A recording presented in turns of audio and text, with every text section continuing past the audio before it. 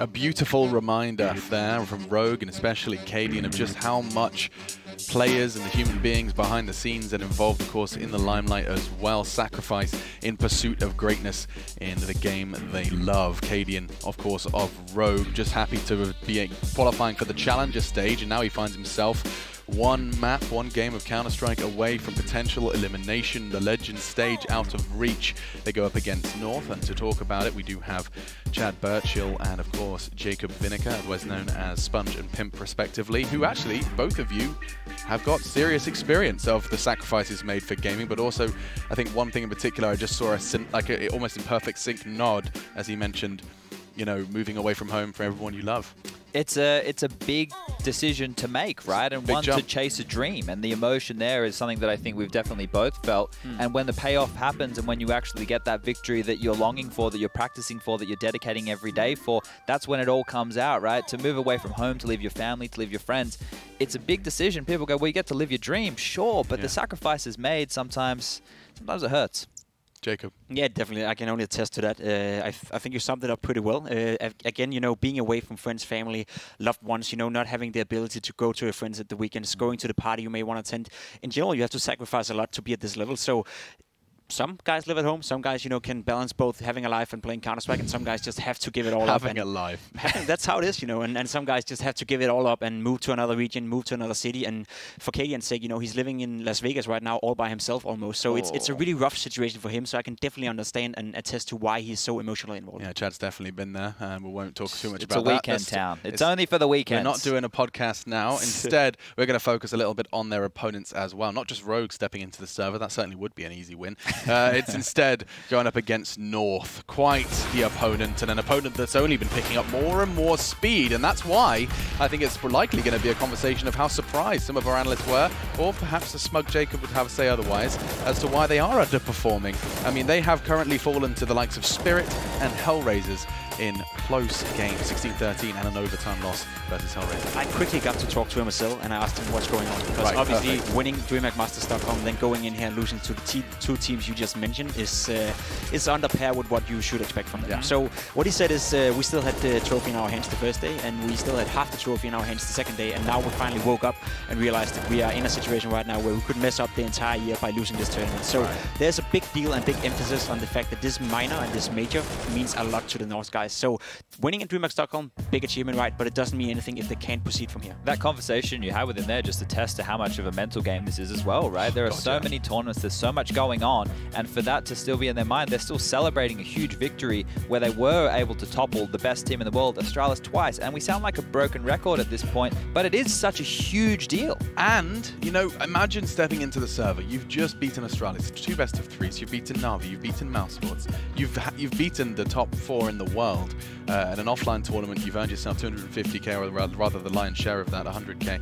And you've got the trophy pretty much still in your hotel room. You wake up to see it every morning. And then you go up in the server against the likes of Team Spirit. Davcost. Davcost, a player you haven't seen since he was playing for Flipside Tactics, and you are going to underestimate them. I don't care how much you say you did your preparation. In your heart of hearts, you will sit there and go, you know what I just did last week, and it will play into the game. It will factor in, and it can be difficult to overcome that. It's one of the occasions where the confidence comes back to bite you in a way, you know, the fact that maybe, like you're saying, you're not telling yourself that, but deep down you're coming in confident. And it's just, if this is the thing I bring up all the time, if you're going up against an opponent that is a stark underdog, right, you're going to think, oh, maybe like if I'm not hitting 100% of my shots here, everybody else will pull the slack. If everybody has that same mentality and you're only firing at 60, 75%, the other team can't run away with it in the best of 1 environment. And I think it's something that often goes unrecognized by the great teams. Teams like Na'Vi, teams like Astralis for that matter, who's able to win time and time again. The fact that you're able to keep motivating yourself and keep being professional and don't let into that game where you think you're too good for your own good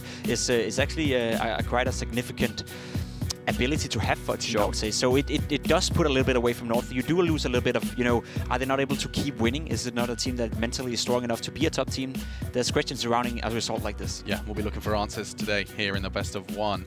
First question is, of course, Rogue, and a conversation that we've already learned a little bit more about them from that video. A fantastic video as well, which you'll be able to see more from in a documentary coming soon. We'll find more info when it's announced. But moving going on. As we take a look at some of their best frags, Cadian really has transformed it, but it's not just him. He's got a team around him of some real players yet to unlock their potential, and Chad, correct me if I'm wrong. So it seems like a lot of the teams out there now have a strong backbone of experienced players. You have that in Cadian, even though he's so young. You pair him up with Hiko, a veteran and one of the legends of the North American scene in CSGO. Then you add in the Spice, you add in Sick, you add in Vice. And then you have Ricky, the AWP, or now he's doing secondary orbing from Australia. It seems like a hodgepodge thrown together mishmash of players, but it seems to be working, and they started strong, and it seems like they're tapering off at this point. Their last game, not impressive at all. Very, very much. It felt like we just hit the handbrake in their drive to success. And especially because it came after such a great performance against Astralis. They were able to take Astralis all the way to the wire, and I think that comes down to Cadian again, and the way he's been able to handle this team and kind of form the team around him. He's the AVP player, he's the in-game leader, and he also has a very European style of doing stuff. And it seems like all the players right here, you name it yourself, Hiko, Sick, players who've tried a lot within the NA region, they adopted into his system, and that's why it's working so well for them. We also saw at the NA minor that they were able to beat teams like Complexity, who just qualified for the major stage. So it is a team that is definitely capable of playing good Counter-Strike.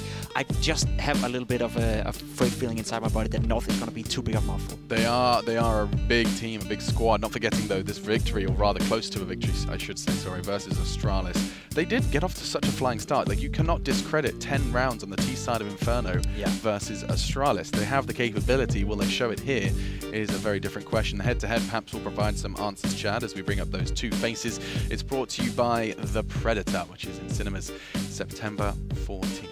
MSL and Cadian, and this is an interesting comparison. Yeah, and here's the deal with this. MSL is, I always guess, for a long time being considered the second best in-game leader, well, maybe third now that Glaive's definitely on the scene, in-game leader from the Danish region, and Cadian would have played with or against him over that period of time, and adopting and learning and taking that with him, because he is not a traditional in-game leader. He's kind of picked it up, I don't know if by necessity, but by choice. And I know, Jacob, you know more about this guy's history and the amount of different roles he's tried within that Danish scene. Yeah, he's tried it all, basically, and I think Cadian is one of those players you gotta own him the success he's getting, because he was a stand-in for TSM, then he was a stand-in for Heroic, then he tried to form his own team in Denmark, didn't go too well, finally made the move to go to Rogue, living in NA and living all by himself, trying to form a team around him in NA and actually having success with it. So it's a guy who really have tried a lot of different paths in order to get success, so it's just super cool to see that it's finally paying off. And the veto begins. Here's an interesting I'm just gonna say Inferno straight away. Well, they floated Nuke, and Nuke's not a map that they play, and they know North doesn't play Cache. So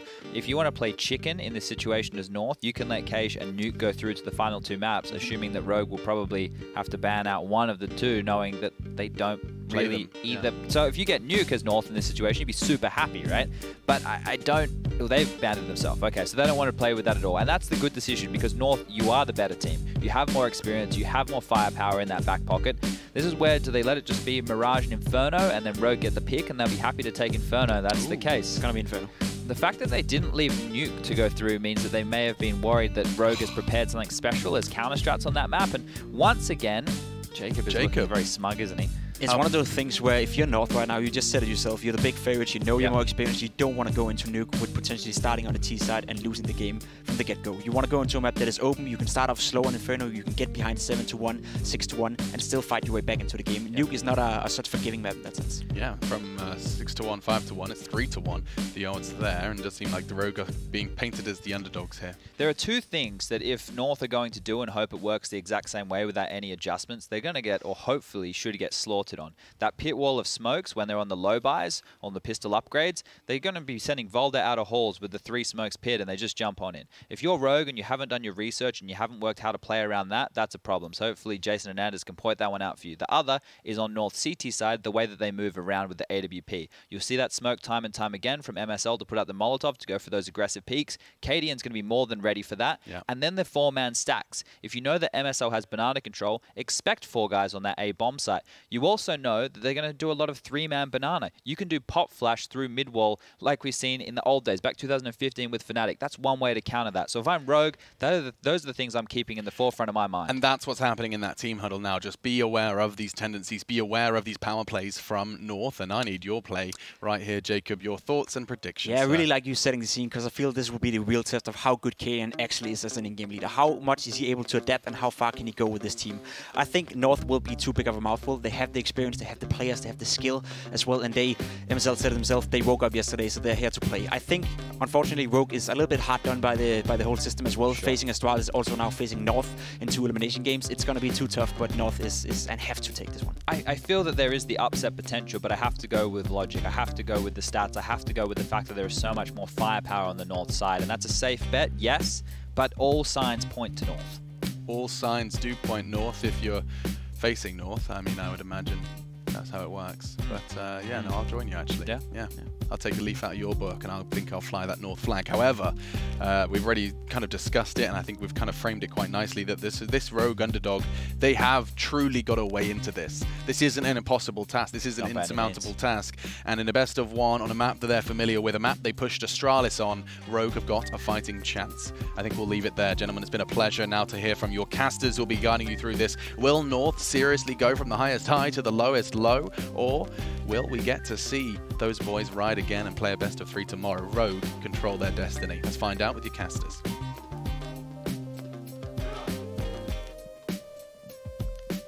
Yeah, it's going to be North taking on Rogue, and here we go into it. This is going to be, I like what they said on the desk, because there is a bit of an upset factor going on here, and yeah. With the players you have on this with this Rogue team, I mean, we've seen a lot of vintage performances recently from some legendary players in CSGO. Force and Get Right have been increasing their level. You get one of those games out of a Hiko, one of those resurgent games. Yeah, that could be quite something. He was a nightmare back in the day, wasn't he? I have some fond memories, Moses, of casting Hiko. He might have built your career. Yeah? I feel I was the other way around, Moses. I feel like I really well, the upcomer app, if you want to follow along of this FACEIT Major, it's been a wild ride in this opening challenger stage. We have one more day of VO3s tomorrow. We'll see what dudes. I mean, I have to imagine this is all North. Yeah, 73-27. Yeah, it kind of makes sense, but I mean, again, just a word of caution. Best of 1 games, they can spiral out of control. You know, just Pimp was saying, Toronto MSL, and they feel like they've managed to wake the team up to the harsh reality that they could get knocked out. Right. But I mean, on the other hand, you've got to think that that a slow start here for North might just trigger a little bit of the first couple of days here at the tournament. You know, like I think that would be a bad thing. If they just shut down, that would be. There's no way. There's no way if you're North, after hoisting that trophy, after this kind of road you've had of just disappointment, and now all of a sudden you've shown what you can actually do, what your high point is. Yeah. That you can just capitulate here. I don't care what adversity they face. And we'll see if there's. We'll see. I mean, listen, it's not a foregone conclusion that Rogue will be able to. I mean, they did the same thing. Remember, we're going up against just Spirit yesterday, a team that a lot of people thought they might have been able to upset, and they just get crushed. I'm excited for this game. Best of 1. North going to be starting on the CT side, Rogue on the T side, and we're back on Inferno, the overtime map. That is an enormous amount of utility being purchased by Rogue in a pistol round. I can't remember if I've ever seen that before. That's 2 Molotovs, 3 smokes, and 2 people with armor. That's so much to work with. Are they going to firebomb on the bomb side? If they do, Kjerby is going to be in trouble, and AZ can't help him because he's going to get smoked off as well. Oh, this could actually be incredible. Let's just hold on to this for a little bit. Ricky setting up for 1. You see the smokes being primed first, then Hiko with the Molotov and Ricky with the other one. They're going to try and do it deep into dark. That's going to force one out. Kjerby's not quite getting touched by the flames, but AZ, he doesn't know where to stand. The floor is on fire, and he's going to go down. Kjerby falling as well. Ricky with the kill. A big double opening here. Perfectly executed. Well thought out from Rogue. And now Cadian is ready and waiting. Nico around the corner, edging his way through. That's a great headshot. Starting to come back into the round here, and Nico looking for it just a bit more. Hiko's going to live through it for now, but here comes round 2, and finally, Hiko's going to be going down. Now it's a 2-on-2. Bomb ticking away, and they're very low on health there on the T side. Nico, oh my god, he's getting so many kills. Now the triple, and Vice just trying to hide. He wants to stay alive. He gets one, and there's the double. Saving it for Rogue. Almost brought back. Nico versus Hiko. That's going to be a nightmare, Moses, but it's a good job. Listen, we've seen 2 North American teams have great success with great hits onto the B-bomb side in their terrorist pistols, and 1 North American team threw it away. Rogue just barely holds on. They tried to do a complexity. That is, I mean, sadistically hilarious, watching AZ jump around and trying to figure some measure of safety. I'm not sure that he's probably ever encountered that entire bomb site being firebombed in that fashion. Not in a pistol round, right? Yeah, not in a pistol round. Definitely don't expect that. Because you're also trying to position yourself to be able to help out your teammate who's over at those first oranges. So that's just a confusing scenario right off the bat. Some trouble for North and some trouble for the live gameplay. get a pause. Yeah, quick one indeed. See how it all turns out. But yeah, there are some obvious risks in buying body armor on only 2 people, right? Yes. The aim punch. I mean, the USP, obviously, you're looking for headshots, but in any kind of extended or close fight... Like the one that Hiko and Nico had. Water, exactly. Salt, Banana. Could definitely backfire. Ooh, some FACEIT points dropping. All right. I haven't gotten any of those. No. Did anyone ever get the car? I think someone won an ECS tournament once and had enough points for it, right? They could have had it if they wanted I to. don't think so. I feel like... Ooh. Okay, I thought that was like minus points for some reason.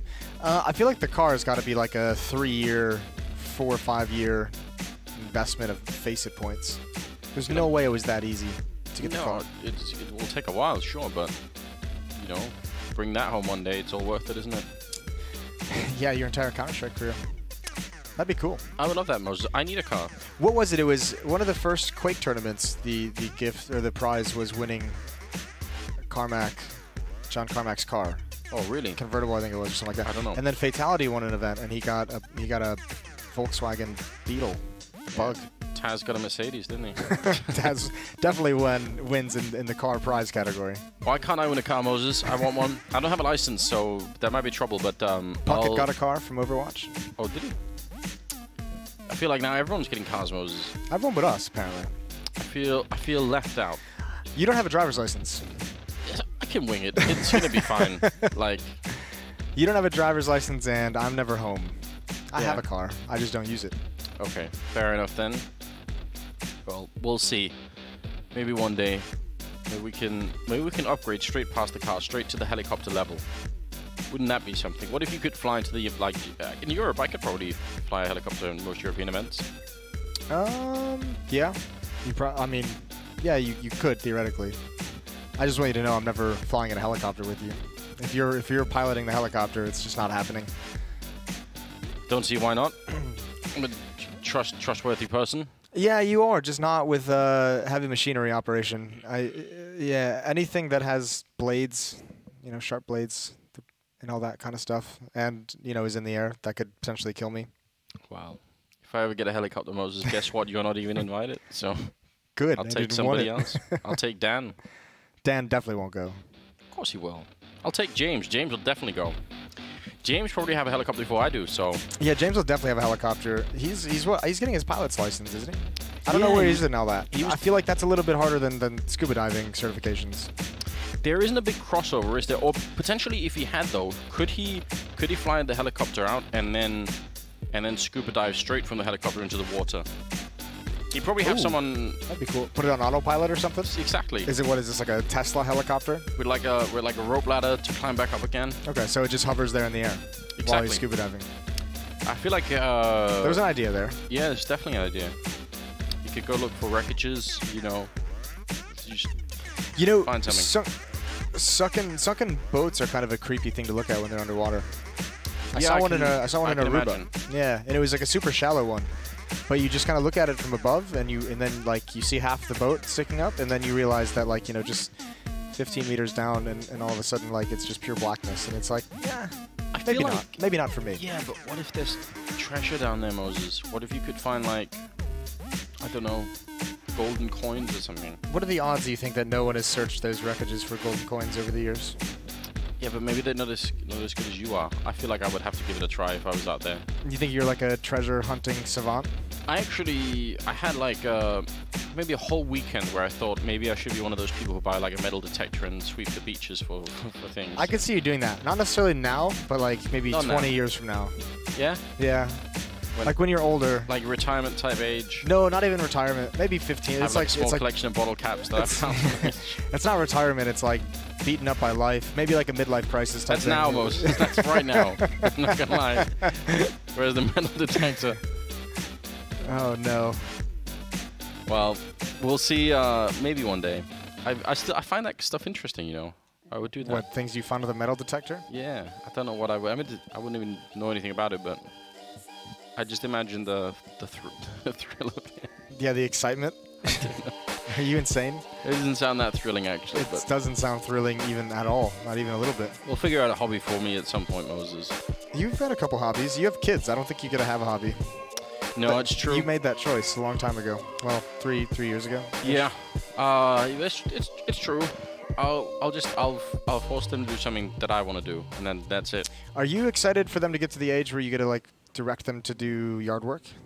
Oh, definitely. Like 5 years from now, just be like, yeah, you know, go rake the leaves. Every time they knock over a glass of milk or something, and I have to like clean it up, I save that in my mind. I think. You write it. You have a list somewhere. You write it down. Yeah, I think Nick, who's doing the dishes? Guess what you are. Oh, we're back into it. Technical delay is over, and an interesting buy from the north side. They do upgrade pistols, nothing else. Vice in some danger. Slow peeks that one. MSL cannot punish. One kill for the rogue side, and Vice, yeah, he's backing away. Not even slowly, just very, very quick. Yeah. Valda eats some decent damage with the nade as well. And, ooh, that's a good fight. Just one Mach 10 as well, Moses. Newbies. Can't even get 5 of them, can they? Oh, and they're bailing out. They're running over to this B bomb site. 4-man stack, taking the gamble. This we'll mention this now because I feel like we are going to encounter it later in the half. Yeah, this North team, for those new viewers, obviously the core audience has probably seen this before. For a lot of you guys tuning in maybe for the first time, North at times has had some questionable gamble stacks on this map where they just, you know, with no information, just decide to stack up in one bomb site and give up the other. Obviously, this time it's looking like it might pan out, but look for that later on if they're under some pressure in this half. Yeah, I think they actually even have like a word for it. It's actually like a thing that they're trying to incorporate into the strat. As far as I know, it's sort of like they just call it like, you know, all in B, all in A. You know, if they feel like that's it, you know, let's go. We've been worried about that tendency for a bit, but this time, no. They're going to back out. It was close. It was real close. A little bit of pressure applied. They just back away. I like this call. Very good job for Rogue. Do you think they have like a word, like a safe word? That's like, it's completely irrelevant to the game of Counter-Strike, and whenever they call it, they know which bomb site to stack? I guess that would kind of be pointless. It's not like it would shave off time. No, it really wouldn't. But if you called it like icicle. Icicle. I mean stack B. What would be the point of having a code word for it, Moses? I don't know. I didn't really think that one through before I asked the question. It's certainly very tricky for any new players that join the team if you've encrypted half the language. I mean, I guess that's already a problem if you don't know exactly what people call the different corners, right? Yes. You ever had that problem where you had to bring someone into a team and you had to teach them exactly what you call that? Yeah, we used to have like pretty detailed.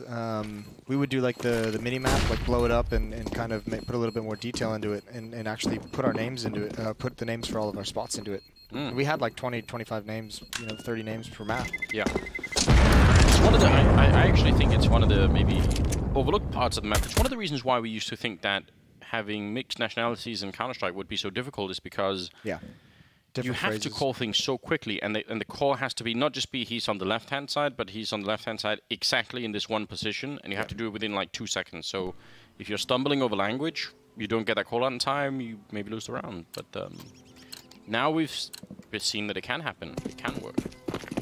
2-0 in favor of Rogue. Kind of an uneventful round, but North get to keep some of the guns into this one so they can fight again before they buy in the next one. So it's not really that surprising.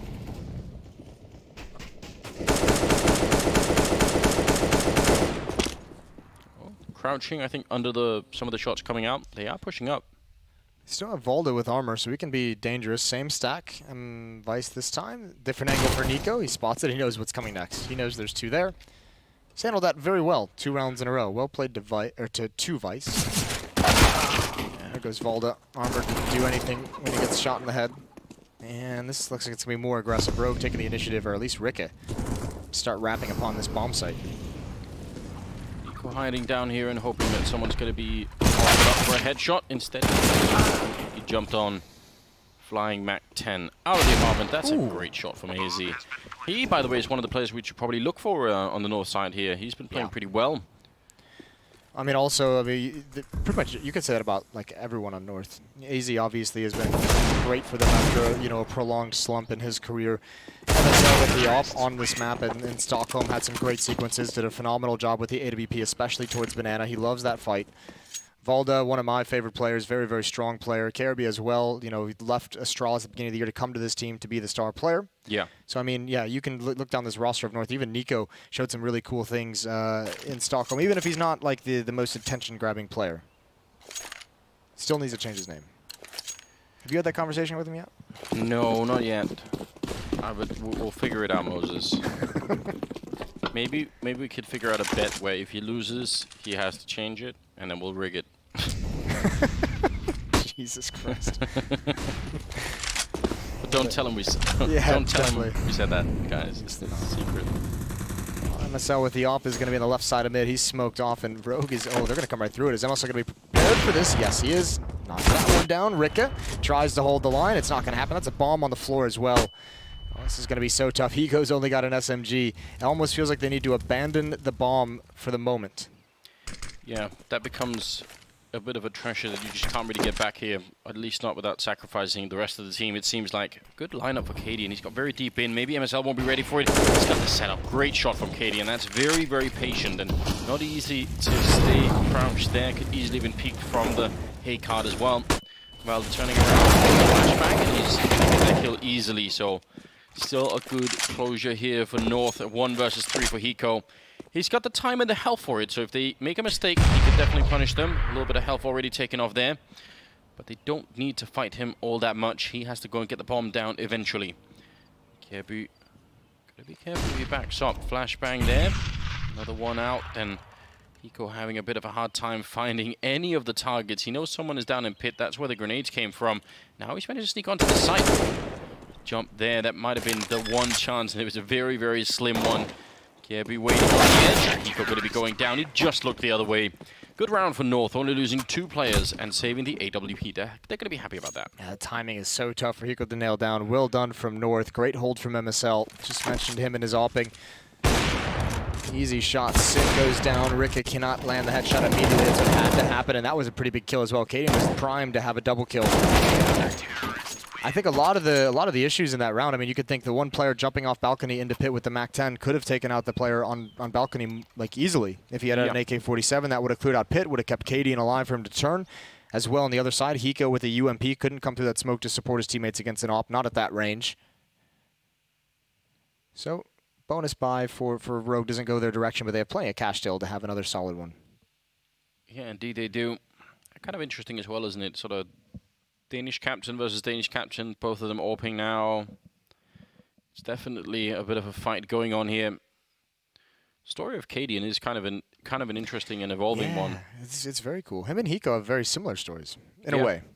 Hiko hasn't had to travel across the world for his redemption, but no, I don't think Hiko would ever leave America, would he? No, but probably not. But still, it is a cool band that they've got together here. Yeah, we'll sink our teeth into it if we have some time later on in this half. Banana control coming out for Rogue. Rika and Hiko. Rika with the smoke waiting for the Molotov to come down. There it is, immediately extinguished. And here comes the pop flash, so a delayed control for North. Between them, but the counter flash is just so good. Rika will pick up the kill. Even if they had 3 people there, it felt like they never really even fought that. They just lost Kebu. Now here's the interesting thing about this game is we heard Smooya kind of say it after their win over over Gambit on Nuke. Is we did research, we caught them off guard, and we just counter-guarded the hell out of them. If Rogue, for whatever reason, knew that they could get this map in the veto process, they can do things like delay their banana take just a little bit, or put that smoke out and then wait for the pop flash from North, and then throw their own and really counter these pushes. There's so much information that they can look at on North, and so many ways they can really just pick out these seemingly insignificant details to exploit. And that's what makes BO1s so dangerous. It absolutely is. Failed Molotov there, but trying to apply the pressure, at least keeping 2 people in pit for now. And AZ on this side. Ready with a flashbang. He has a smoke as well if he wants to buy even more time. Flashbang, set a peek behind and taking down Sick, and now he's going to smoke in front, making it very hard for them to find a shot against him. He goes up there, and now they're starting to get into the bomb side, planting right in front with 20 seconds, and they're going to get the bomb plant as well. Ricky with a headshot, taking down MSL. Impressive that Rogue managed to get onto that side at all without losing a couple of more players, and they're already backing out. They don't want anything to do with this. Nico and Valda, maybe Valda could look for exits, but still, what a win for Rogue. This is actually a huge opening early on in the half. Yeah, that response is so critical to be able to drive up the number of rounds, take a lot of pressure off Rogue as the underdogs. If you get up to 5 or 6 this quick, you feel a little bit, not even a little bit, you feel a lot better. about your half. Just to build on what you were mentioning earlier, just to make an analogy to maybe something people that people understand a little bit better. If you were playing a game of poker and you had a tell that you didn't even know about yourself, like you were, I don't know, touching your chin every time you were lying or whatever. Yeah. That in Counter-Strike that really happens too, and it's very, very hard to read your own tells, right? But there are players, and we've seen in the past where every time before they throw a particular kind of grenade, you know, they'll try for a shot. They'll make a certain amount of noise somewhere on the map, and if you watch enough demos, enough preparation, you can start to really get that feeling for how a particular player even plays, or maybe a whole team. And that's the kind of information. Once you see that, you've got such a hand up against the enemy. Yeah, there's some real nerdy people in this world willing to research that. Yes. Yes, indeed. Ricket might be walking into a stack. There's one to his left. Gun barrel showing easy kill for KRB. They're going to swing. They want to eliminate this. They know there's two on the left. They got to be careful about the rifle, though. That's Valda with the AK-47. Good damage dealt by North. Force back this attack. Vice down to 20 HP. Oh, look at the peak. They were not ready for that. They wanted to run the guns away. They were trying to escape with some of the weapons, I think, and they got shot in the back. What a move from Valda. He could have easily tried to stay hidden and keep the AK alive, but now instead, they've got a massive advantage in this one. 2-on-4. That's a big play. That, I mean, you mentioned it in the last map. Sometimes when a weapon is saved, the player with that weapon kind of is passive for whatever reason. And Volda just says, listen, if we're going to win this, I'm going to be aggressive. I'm going to make a play right here. And he just cripples Rogue in this round, excuse me. No one expects that push through the smoke. The backstab all the way down mid. They are just already saving. 45-second save. Comfortable with the fan. There's a little fridge up there, Moses. There's a little kitchen. Some pictures as well. Some cleanser under the sink. I think he's got it all up here, really. Yeah, it's a good place. Cozy. Yeah, it is. Could use something on the walls, I think. Well, let's talk about. We have about 20 seconds that we can talk about that Redemption story, and you know. Don't want to talk about the kitchen. All right. Let's talk. I'll do Hiko first. You know, player at one point during his reign, he was considered the best player, and rightfully so, in North America. Rightfully so as well, considered one of, if not the best clutch player in all of CS:GO. He's had some phenomenal clutches over his career in various major tournaments. And he was always a mainstay on pretty much every single North American lineup that was going to compete, that was going to be competitive with the Europeans. And eventually, as they all do, kind of fade away, lost some of his touch, maybe lost a little bit of motivation, and kind of had to take a step back, did the streaming thing. Yeah. And has really had to battle when you come back from that. And you're no longer sought out by those teams. You're no longer, you know, your name is still big, but you're not, you know, and saying, you know, we need Hiko on this roster anymore. I think he was one of the first people to maybe lose a little bit of patience with the American scene, yes. Like with the talent that were there, and which at the time he stepped back, it was pretty trash. Yeah, and there was like a lot of weird infighting and just silly stuff happening. So I think that's maybe also contributed to it a little bit. He was also part of that. I mean, this has got to be the most demotivating thing. He was part of that lineup that was supposed to, as rumor has it, go over to the EG organization right before the match-fixing bans came out. Yes. So that's something where you set up this perfect team. It's got the best players in North America at every single position, and then you just get wrecked the very next day. That was right at the start of, what, 2015. That was X Games is about when that happened. Yeah, definitely has been I think a big breaking point in his career. Seeing him back here is definitely, I think, in a lot of people's hearts. Good feeling. Marcel, dangerous shot coming through. He didn't really take that much damage in return, but gonna re-smoke that. Ricky on the other side. He's gonna have to respect it. Knows it could have been held already. Him and KD have taken a bit of damage, but they're still all alive, and they've cleared out top mid, which, I mean, if you want to go for that B execute, it's kind of nice to know that you're not immediately going to get flanked. So yeah, well, 2 Molotovs and a smoke at this B bomb site, so they better do something to bait some nades out. I think they should at least get KRB's one. Excuse me, it's the other player. They're going to have a smoke on the back of that. Bomb is here now. Yeah, but you're right about that Molotov, though. 30 seconds. If KRB is quick with the Molotov, and if it doesn't land, they only have 2 smokes. This Molotov can actually ruin this whole round for Rogue.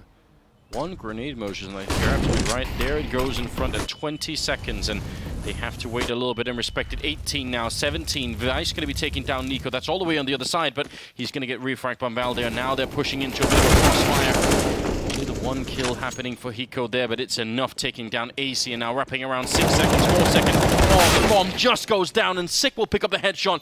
That is incredibly close. Flashbang does nothing to him at all. And now he's in the pit waiting. Cadian behind him with the AWP. They can definitely make this work.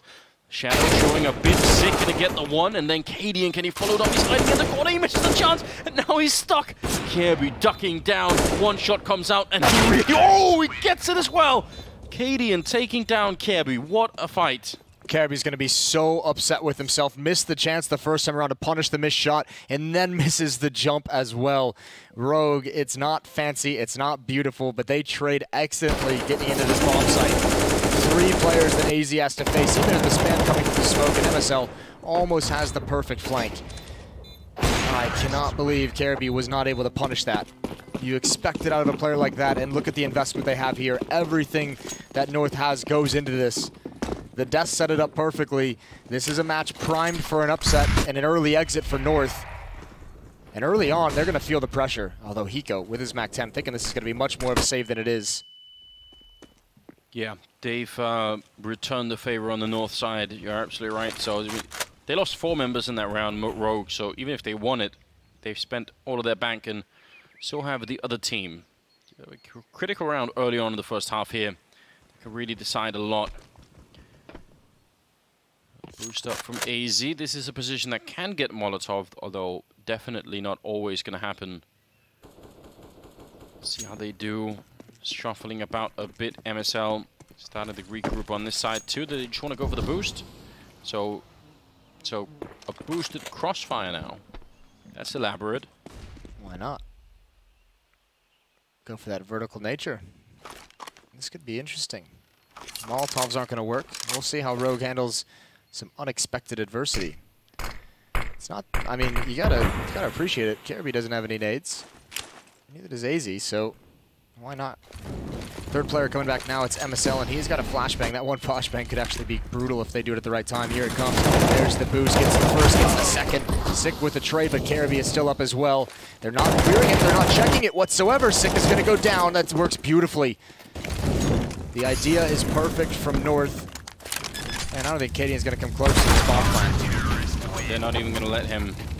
MSL taking him down. Big investment into that round for North. But the payoff is massive for them. No bomb plant, no money left whatsoever on Rogue. They survive what could have been a complete downturn here in the first half. The fact that they're both boosted up, you can just tell that. They lost 2 players fighting, was it AZ back there? Yeah. And after that, they're just not ready for the second fight at all. No, and I mean, it's not always easy to clear that out, obviously. Certainly, especially when you lose 2 players. I think if you have all 5 players alive, or even 4 players, someone watches that. Or you know, we see a lot of teams just spam it now as they go by. Haven't actually, between Rogue and Complexity, I don't think I've seen that once yet. Spamming the boost spot. I swear there were some videos on Reddit at some point where someone figured out how to Molotov that. Yeah, well, I've seen a Molotov go there. Yeah, it's cool. So, well, maybe one day we'll see it in a competitive match. I have seen it. I think I have seen it in a competitive match. Just not from a. Not at this event, oddly enough. Yeah, I've seen it on Reddit. I can't remember if I've ever seen it in a live match, but it's on Reddit. It's got to be real. So that's what I'm told. Especially on that Photoshop battle website. You go to all the wrong subreddits, Moses. I'm just saying. Listen, I know it exists. You don't know what subreddits I go to. More on Moses' browser history later. Stay tuned. It's going to be a slaughter coming out of Palace. Smokes are in. Oh, Nico misses the first opportunity. Gets the second one. Oh my god, Cadian might be able to do it. Off shot missed, and MSL's fortunate to be alive and not much longer. Vice hunts him down, and Nico's in so much trouble. It's not going to be a slaughter. Rogue is going to turn this. Cadian should be able to get that, and he does. Vice chasing him through the smoke with a deagle. That's a bit of a move, isn't it? KW and AZ now, they've got them kind of crunched on the bomb side, but that pit player is still a problem. Cadian down there, all the health in the world, the AK-47 in hand. Long range, it's going to be great against it, and instant headshot. AZ destroyed in that one, and KW just might as well back off. Vice doing the classic, make a play that gets your dick hard, and that certainly was amazing. Kirby trying to get these last couple frags, not going to happen. I think Cadian, he's dead. Yeah, GB James would be proud. Ooh, he's bringing the on. What a legend. Sacrificing himself for the equipment. Not bad at all. That's true Danish warrior spirit. We like that. It's been a while, but we've still got some left. 6-3 now. Rogue, this is... I mean, this early stage of this match is kind of crazy. Rogue seem to be coming out on top right now. I think North, they must be feeling like, but we just broke them. But we just did it, and now they're still here. I'm not entirely sure how Rogue got in that pit so successfully, and obviously Cadian with the 1 AK-47, putting him there was brilliant. You're able to clear one player out very, very quickly. And obviously the big turning point is Vice getting that kill onto MSL, who is the nearest support. Nico is just isolated that whole time. No chance for him. This is, I mean, part of this just seems like two things, and they're both kind of the two sides of the same coin, is like Rogue coming into this as the underdogs, feeling absolutely no pressure, and being very, very aggressive, very active across the map. And North, it feels like they are a little bit shell-shocked at the moment because of the pace that Rogue has come out with, because of the fact that they've been reset, lost that pistol round, and then feeling the full weight of the pressure. This is a team that is supposed to be making it to the Legend stage, that's supposed to be making it to the top 8. This is going to be a tough battle for them. Yeah, you cannot argue with that. And they probably had that feeling too. And so far it's been pretty much one long struggle for them. Now they're fighting to keep it alive. They're forced up once again. On Inferno, forcing is just so dangerous when you're on the CT side. Run into so much trouble when you don't have any more smokes to block off some of these choke points. Reasonable take off top banana. In case someone was by the sandbags. They've cleared it out now. They're not gonna, maybe leave one back. This is a pretty cool gamble stack. KRB far away at the B bomb site. 4 players just stacked up in middle. If they don't go here, you obviously have the same buy in the next round with a little bit more utility. And if they do come here, there's no chance that this is going to be expected. Ricky working his way up mid. Oh, AZ's not even looking in that direction. First kill goes to Ricky. There's the Molotov. Now they're fighting in the flames. They're burning. They're burning alive, and everyone's forced back. Vice with the Mac 10. It just can't do enough. Cadian in a 1-on-3. Running right back into the waiting hands of KRB. They've done it again, North. Turning it around. A very limited buy. A perfect call, as you said. I mean, this is just really well done. The Molotov timing as well. I mean, you can't really ask for more than that, can you? No, it went perfectly. Now Rogue, what are they going to do? I can't believe this game is unfolded in this fashion. This is just very unusual. I feel like normally one team establishes in control, they win consecutive rounds, they build an economy, and the other team has to come back. This is all over the place. I'm wondering how Rogue is, if they're frustrated at all that they just haven't been able to break North entirely. Like, similarly, you said the same thing about North about Rogue, but like, I get the feeling that teams that Rogue would practice against in NA, especially if, like, you know, Cloud9 and Liquid are traveling and you don't have, like, the top guys, the top dogs around and NRG and everything like that, I have to imagine they're going to face teams that aren't going to be doing these levels of force buys, that are just going to go for the saves and, if anything, upgraded pistols, and aren't going to be doing these stacks as much. This is probably something that they don't encounter too frequently. Now, the benefit, as we mentioned at the beginning of this, is the fact that Rogue is already at 6. They've got to be so happy about that. Obviously, you want more? It's a good start for sure. A bit of a deep grenade landing there. 8 rounds back and forth, Anders. It's crazy, isn't it? I can't believe that it's worked this way. Flashed in. This is so unnecessary, but he's going to get a good double kill at least. But what a risk to take when they only have pistols. And now MSL, if he got caught here, he still might. Missing a shot and instantly down. Hiko with a headshot. Now it's back into a 3-on-3. North, what have they done? The flashbang, but the smoke will block off. Oh no, there's a big gap in that smoke for AZ. That could definitely work. And Valda waiting on the other side. Ricky's holding it for the minute. Cadian going to go for the check. Here's the flashbang in. Valda gets the 1 kill, but he cannot follow it up. And Nico going to get the return at least. There's a bit of a chance here. They almost lost that round. I can't believe they flashed their way through the smoke at top banana with all the rifles. Bit risky. Still 2 kills. You don't expect them to, you know, get beat up like that the rest of the way. That was great entries the rest of the way for Rogue. 6-5. Finally, North win 2 in a row. Got a little hectic there for Rogue inside the bomb site. All those players there and just thinking that you're finally safe, and it's not quite. So this should finally some of the pressure abates off North. And still you added the word should, Moses. Right? Staying on the safe side, I notice. Yeah, the lack of armor, I mean, bit of a chance. Taken down 1, but Marcel still fighting on the other side, and he's got more backup with him. Even a team kill. get taken down Vice. Doesn't really matter that much. You don't get the same punishment. Remember when it was, what, like minus $1,500? Yeah, it was pretty brutal. It was like, I think it was like $12.50 or something like that. Yeah, that could really mess up your team. Yeah. Tied up at 6-6 in the first half here, and I mean, has the game stabilized? Has it finally come to a halt? Is the madness Stabilized a little bit? That's a nice little streak there for North, just to equalize things. And they built up some cash as well, which is quite nice, which will kind of, I think, prevent the back and forth nature from continuing.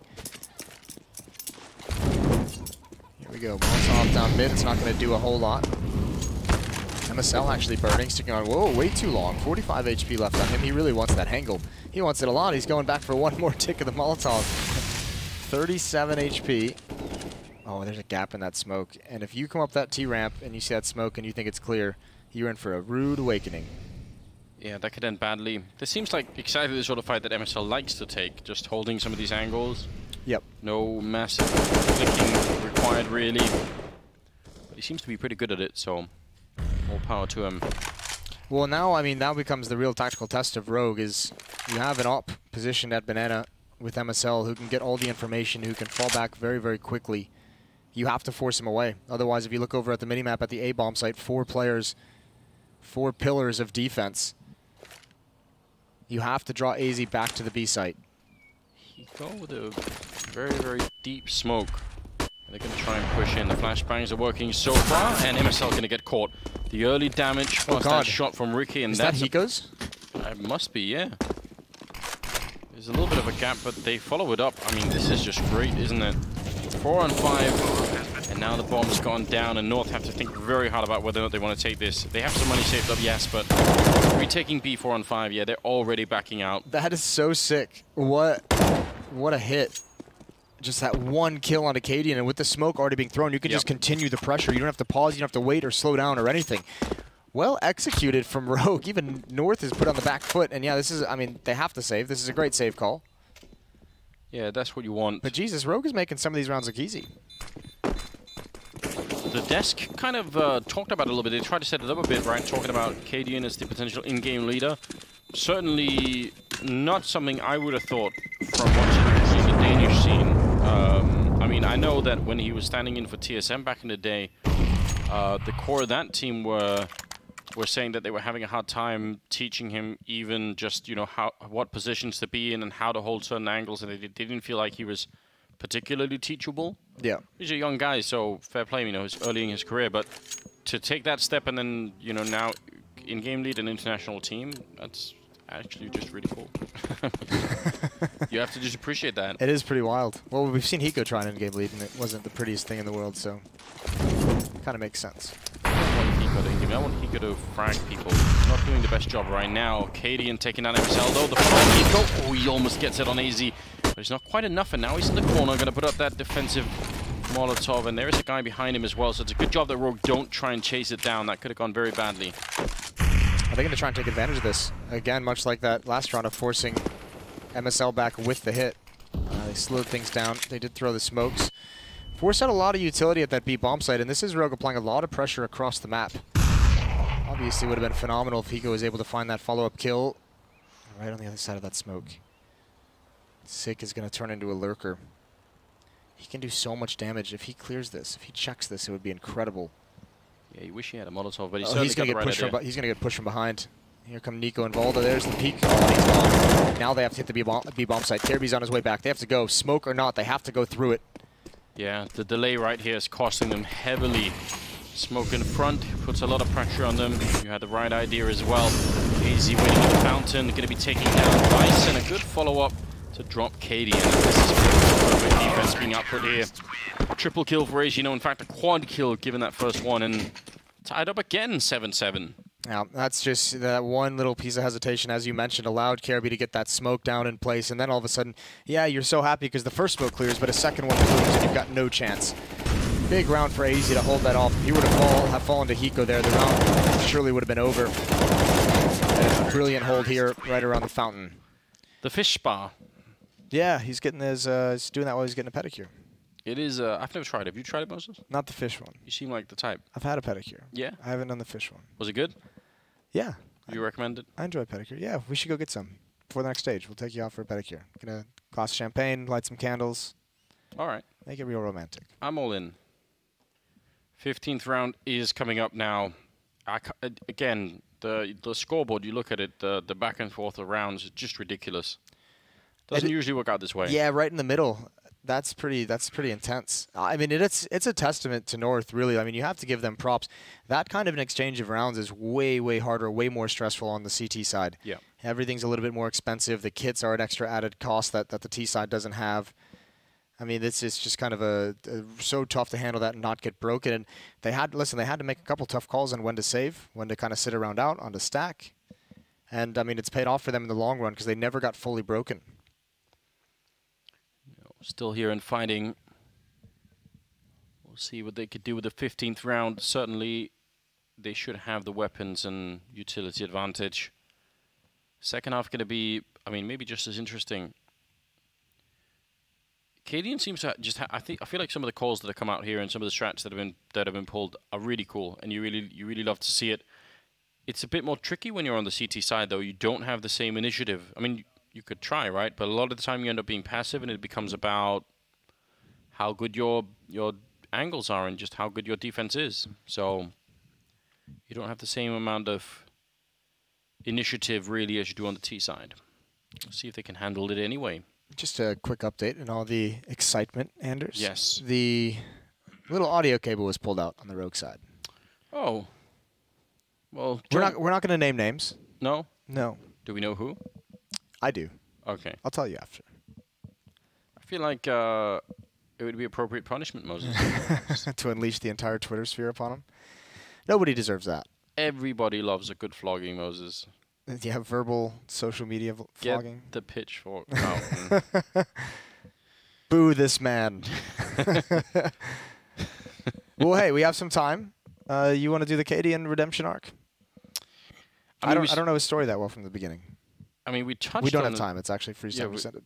I mean, I think the desk did a good enough job of it. Okay. I think that's enough. I like the Hiko one, but I think they pretty much covered it. So if you missed that, go back and watch it. But yeah, he's been through a lot, and I mean that interview they had with him after the minor, that pulls on the heartstrings, doesn't it? It does a little bit more. I mean, we've seen plenty of people like Simple did the same thing. Remember when he moved to America to play with Team Liquid, and they qualified for MLG. He was kind of a standard at that point. Yeah, it was a tier 4 moment as well. Yeah, it really was. Though we did get a lot more great memes out of that. His whole adventure in America, which I really enjoyed. There were some good ones. Here we go, Vice leading the way. He's done a great job in holes early on, mostly preventing any damage being taken. Oh, that is an awkward bounce. Oh, you don't like to see that. Blooper reel. Yeah, down to 38. I feel like it's been a slow start here in the game for Hiko and Sick right now. Maybe they could be brought back into play in the second half. You could even see Kirby actually goes down towards where the smoke landed. He's looking at it thinking, what is going on here? He knows. He's probably been there himself. Yeah. Here it is. 4 flashbangs remaining. Rogue have to use these smokes they have down at the moment. They can't let these go to waste. They don't have enough utility to kind of go for some kind of a re-execute. And again, they're going to have more. Oh my lord, that is an awkward situation for MSL. Yeah. He might have broken his wrist there with that. Oh, Kirby, if he dies, the B bomb site's just gone. If they turn around on him for whatever reason, he's so close to being around the corner. I would say, oh, Kirby, this is such a risk, but they seem to be committed to it. They're going to run in AZ to get a headshot on Ricky. It might work out anyway. Good double kill for AZ. Kirby wants to be part of it here, and he's going to get the 1 kill at least. It's easy to close out the round with a triple, and then a bit more on top. 8-7 in favor of North. I know Kirby has got he's top fragging together with 80 right now, but I would say pushing up, even if it's late in the round, man, I'd be scared of him on my team. Yeah, yeah. I mean, you have to trust the read, right? I did turn the corner and kind of see that it was coming, so that kind of aggressive push after that I think is fine. But certainly even, yeah, being at the end of it, you got to trust those 4 teammates. Because if he does go down, it is just an easy bailout to the B bomb site, and then it's a 50-50 toss-up of who wins that. Yeah. Either way. Yeah. Now let's see. I mean, that's a great half from Rogue. That is a great half from Rogue on the terrorist side. 7 rounds. Not saying it's necessarily enough. I think there's still underdog enough to where Rogue can really kind of come, or North can really come back in this? Yeah, right. So it's 7 rounds with them winning the pistol. But in fairness to them, North won a bunch of ridiculous rounds that maybe they shouldn't have. So I don't know how it all turns out, but I feel like it could have been different. Oh, they're going to be running down the middle, Rogue. It's something Virtus Pro used to do when they were very good at playing this map. Ricky going to fall back and smoke it up, but they're shooting him in the back. Sick with a headshot. And now they're just chasing him. They're completely boxed in between the smoke and the army of Rogue that are coming up Banana now. They're just rushing them. Sick, getting more headshots, shutting down MSL. A quick triple for him and AC. Oh my god, Sick with the quad kill. They got demolished in that round. Oh my lord, the guts to go for that kind of a play. You wanted Sick to show up in this game, and that was perfect. And I mean, all the recipes here, we have all the ingredients, Anders, for an upset. Both pistol rounds won, some cool anti-strat tactics busting out. Good play from Katie, and good play from your star players so far on the Rogue side of things. This is going to be so dangerous for North. It really is. They're going to force up into this, but this game just got really, really spicy. And obviously, at the turn of the half, you're just having that quick conversation with your teammates saying, okay, let's go. Now it's our turn. We've got this. And then you run into that kind of round. Yeah. Probably hard to keep that feeling up for that much longer after that kind of scenario. So, a couple of SMGs, but nothing too crazy here on the Rogue side. And obviously, the force up from North. No surprise there. We'll see, Rickett. He's got a Molotov, so if he gets pressured, smoke as well and Sick. They've got to be careful now. North is getting really, really close. Cadian's actually on ramp side right by Arch. He can rotate pretty quick. That Molotov has to go down. There it is. They're going to come right through it. Blind. Oh, and he gets in. Actually, there's one player who leaked through all the flames, and no damages, no kills been found. Oh, Sick's not even aware. He's going to be a free kill eventually. There is one directly behind him, and finally, they swarm him. Yep, really deep infiltration going on there. Yeah, we're going to go down in the meantime. 3 on 4. The bomb is down here for North. And if they can steal it back, I mean, we might see the similar kind of craziness from the first half return here into the second half.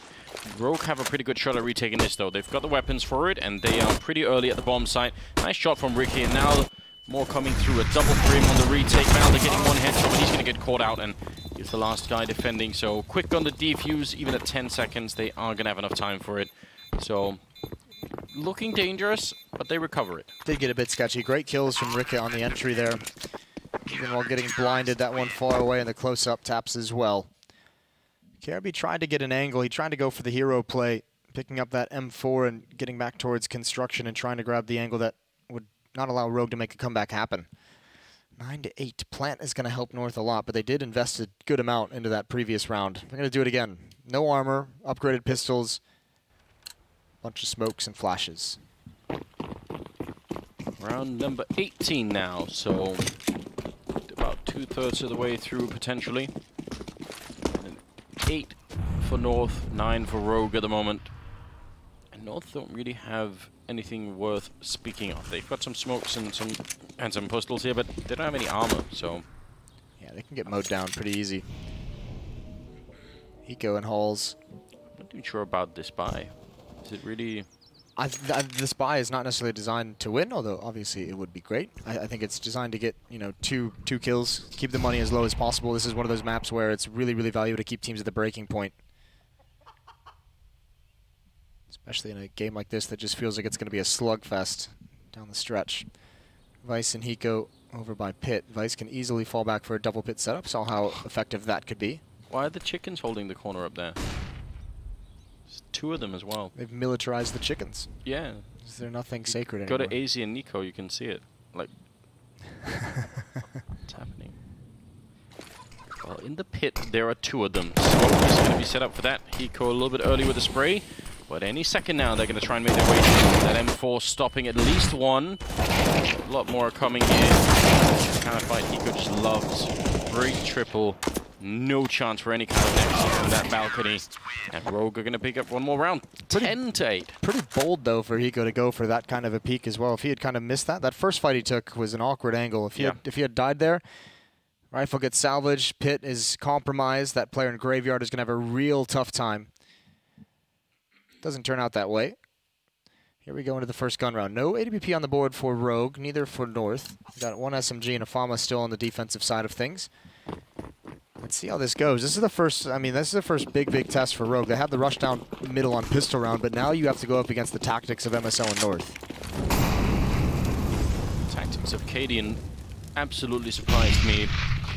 Looking much better than I was really expecting, so see if North have shaken off enough of the rust, that dizziness that they were suffering from winning in Stockholm.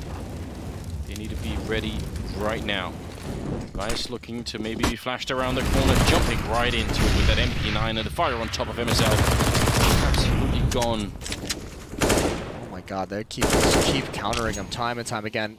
North is trying to make a timing hit. They're saying there's 3 at the B bomb site. Go hit A right now. He goes to the bomb site. Cadian does not one just to get blind through the smoke. Does some extra damage as well. They're slow to get into the site. It's all on Hiko. Flashbang doesn't work. Molotov gonna force him out, but he's got a great position. Can attack lane. He's blind for the moment. This is so sketchy. It's on a knife's edge, and they stop just short. But now Hiko, he's got the angle. Great reaction. Follows it up with 2. It's 10-8, and Valda 4 HP in a 1-on-3. That was the double kill they needed. He's going to get the bomb down, but how does he possibly make it out of this? They have no HEs or Molotovs to get rid of him, but they can just out-time him. He would have to land 3 consecutive headshots all in like 3 seconds for this to work out. I just don't see this happening. Hiding in the corner, eventually they're going to come and fight him. They jump across, and Sick will take him down. Really well done. Hiko avoiding the fire, and I think who was coming out from the apartments? There was, I think maybe Valdo or Kirby was up there on top of him. And since he didn't jump down in pit, Hiko could stay by the hit card for a long time. Yeah. Got that double kill, really big play, 11-8. Kirby got caught trying to block this. This shot is crazy. I didn't think he was going to be able to have that reaction. I thought he was done for sure. But great hold for Rogue, great response. And you could see the idea from North. They almost just got there in time, maybe just a couple seconds late. See that amount of pressure at the B bomb site, you know there's got to be 3, and you try and take advantage of a 4-on-2, and they almost did it. It almost isn't good enough. Definitely not anymore when you're down 8-11. And remember, facing elimination. No one would have thought this was possible just, what, 6 days ago when they're on that stage in Stockholm hoisting the trophy. Taking down Astralis in the grand finals on LAN in front of a... Astralis, Mouse Sports, and Navi. Yeah, so... You do all of that, you definitely expect to make it out of this stage, but we've seen it before, Moses, though. Majors are a different thing. Yeah. It's not the same, and North right now, 3 rounds down. Of course it can be salvaged, but this half-buy has to make a bit of damage. They've got to start building it right now. There can't be any more rope given. Nice shot from Cadian. Kirby trying to get down into the underpass there. I suppose he did. Just not alive. That last detail, Moses, is important. Yeah, here it's the most important, actually. Well, what do you do if you're North here? 4-on-5, you want some damage done, you've got utility. You've now lost 4 in a row in the second half. I mean, this is where some of what you talked about may be even more important here for North. Just how readable are they? How much of what they're doing is what they were doing in Stockholm, and how much of that does Rogue already know and can recognize?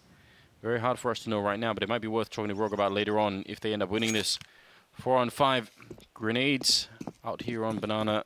It's always popular when you lose a player to go towards the B-bomb side. People tend to love that. They're going to send Valda back maybe for a bit of noise. 40 seconds now, so 10 more seconds, and they're going to have to commit to something.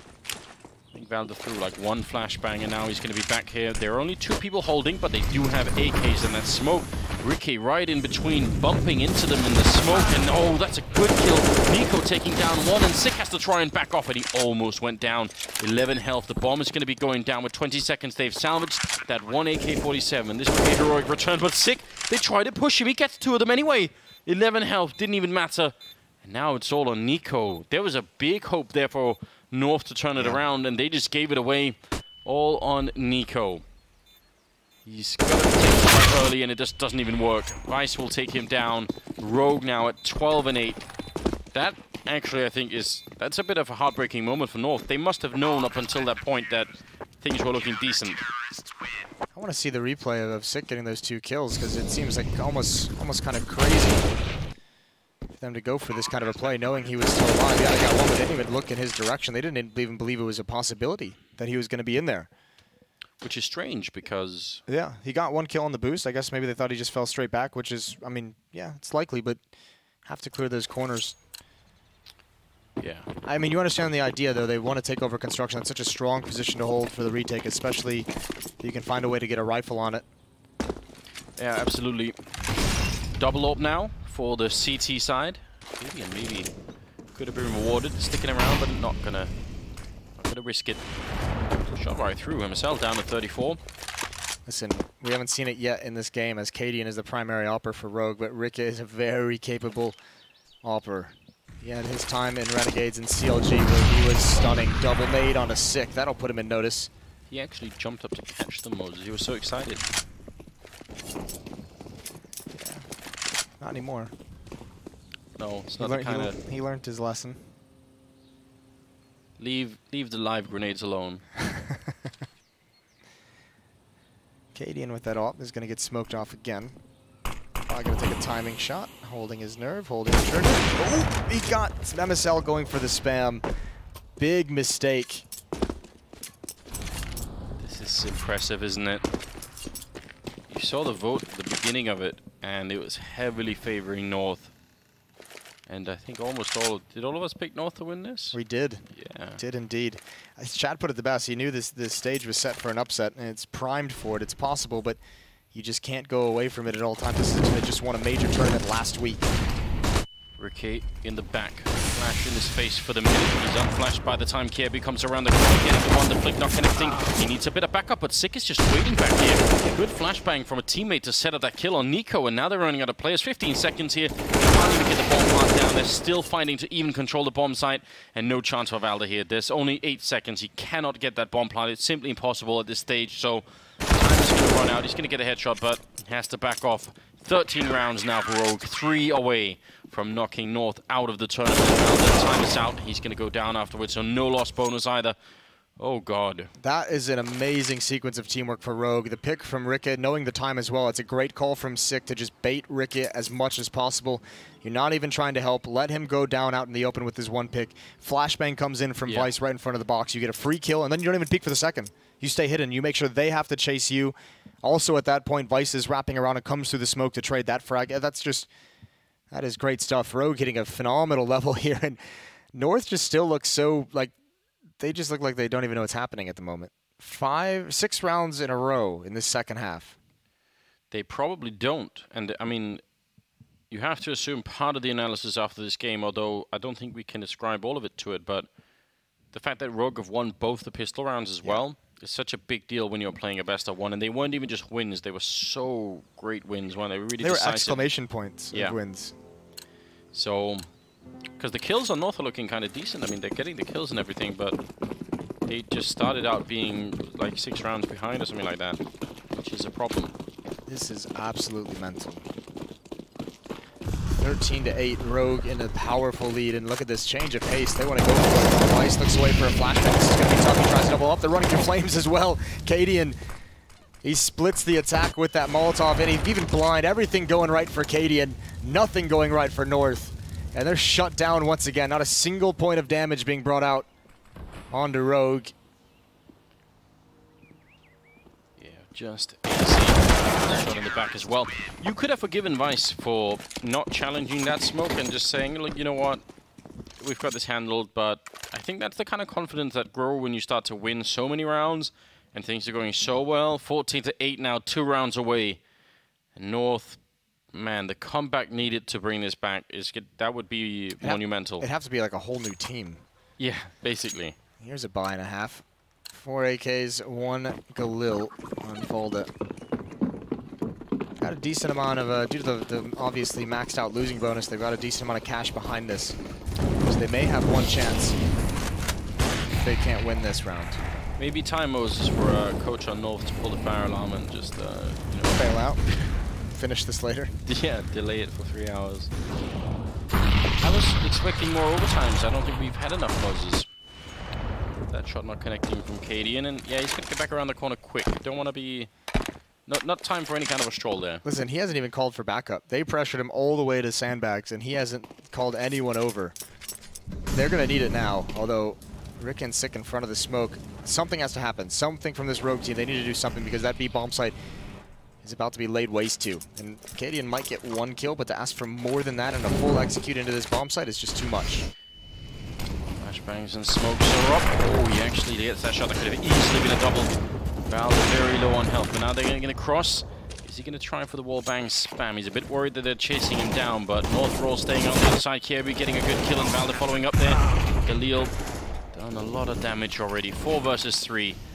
And Rogue circling really far away from the bomb site. Yeah, they're giving up on this round, which is a good call. If Rogue just sits at these exits, find as many exit frags as possible, make sure that North has to reinvest and spend all that money out of a win, and then you can break the economy in the next round. So this isn't the worst thing to happen for Rogue, depending on how many kills they can find right here at the end. Hiko waiting around a corner. They might not check that. It's Sick and Vice to do this, to contain Banana.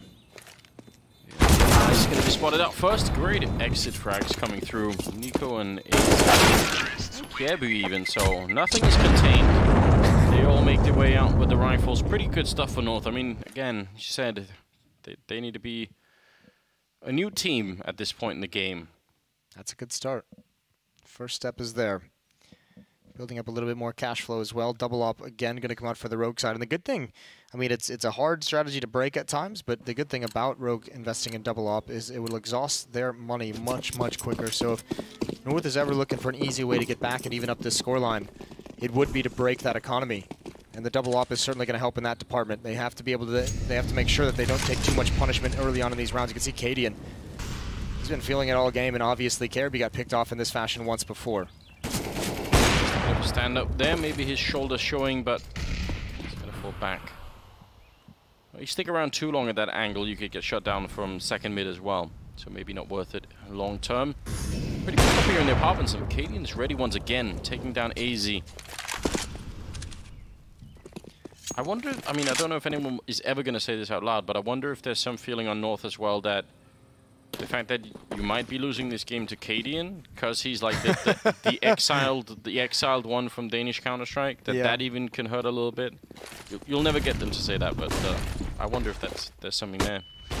Ricky missing his timing. Going to be Mon coming up in front. That's a great Molotov.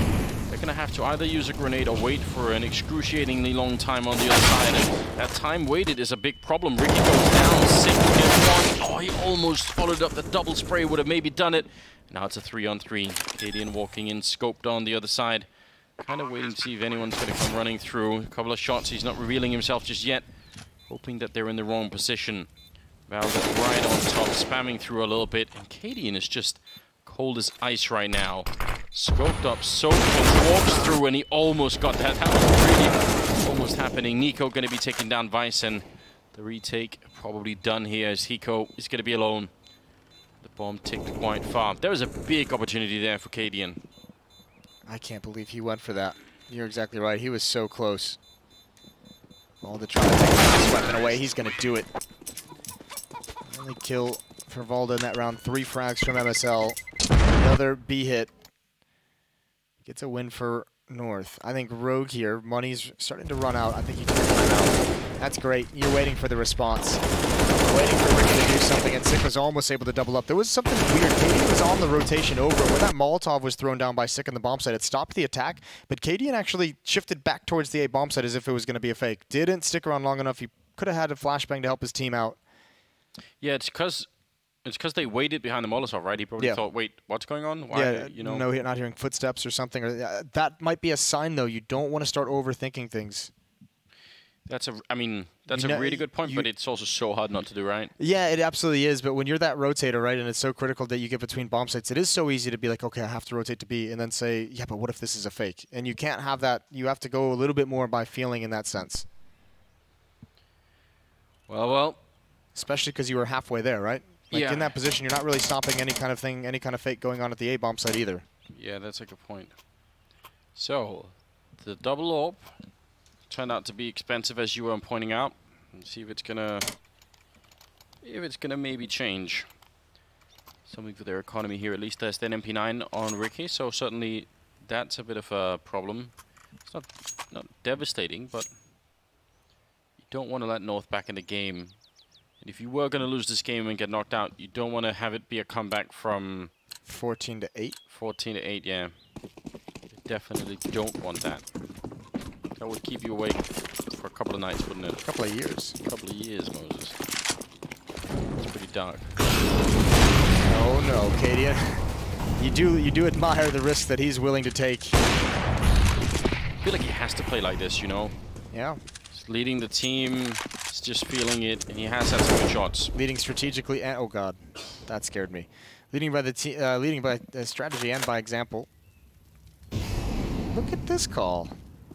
Look at these guys. Vice coming over, full buy, 4 players here. Surely not. Have they really done this? Have they done them dirty? This is what North have been trying to do, but haven't really made work. If they make this kind of a blind call to defend B, that would be so savage, wouldn't it? I think North would feel incredibly defeated at that point in time. I think even I feel incredibly defeated if this works. Just throw the whole strat book of theory out. How long do you do this if you're Rogue, though? Like, are you just sacrificing around and say, let's take a risk? You're just saying, listen, Hiko, if they come A, Kill 5. we need that quad at least. They're kind of making. You don't know yet. It could still go either way. You know they're just licking their no, chops right now. They're just like, yes, this is what we want. Oh, Hiko. Poor bastard. Yeah, well, Spencer, now's the time. In the pit with an M4, alone versus 5. This would be nothing short of a miracle. Still ready and waiting for it. They're going to be coming in all around him, and Emersel's opened it up, and he's straight executed down there. And there was Nico flanking him on the other side, so they save. I don't know if this is maybe a reason why they did this, but I mean, if you look at it this way, it kind of is a pretty interesting risk to take. Rogue just stacking up and just saying, you know what, we'll just go for it at this B bomb site. Cadian's got 2,800, and with the bonus after losing, he's going to have plenty of money to drop over Hiko. So what have they really lost? They do allow North to get a little bit closer to get to 11 rounds, which is never good, but it's calculated risk when you have some rounds to play with, and obviously if it works out, it looks amazing. And it essentially assures you a win if they go into the B bomb site. Yep, that's definitely true. And I mean, I think crucially as well, when you take that risk, right, the whole team mentally accepts that. You know, they just know. Now, they could break if they lose all these rifles, though. I think that can actually really make a difference. Oh, is that good help from Sick. Oh, Ricky goes down anyway. Bit of a shame. Just an SMG. Yeah, it was. But Sick and Cadian can both drop M4s, so yeah. It's going to be a full buy here. No more taking risks of that nature. That's too much. Once is enough, Moses? Once is enough. But they would never expect them to do it twice.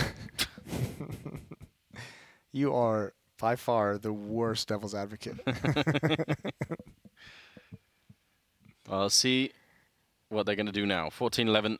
This game getting closer and closer to some kind of finish, although I'm not really sure exactly what we're going to see. This has actually been a very, very intense game from the first round pretty much. The back and forth, the great recovery from North at the end of that first half. 6 rounds in a row won by Rogue to start this half. They've been blanked ever since. It's been 3 straight for North. Not ideal. But here we go. The last buy that Rogue has before they'll have to save it. Meanwhile, North has built up a great economy outside of this. At the very least, they will not lose by being reset.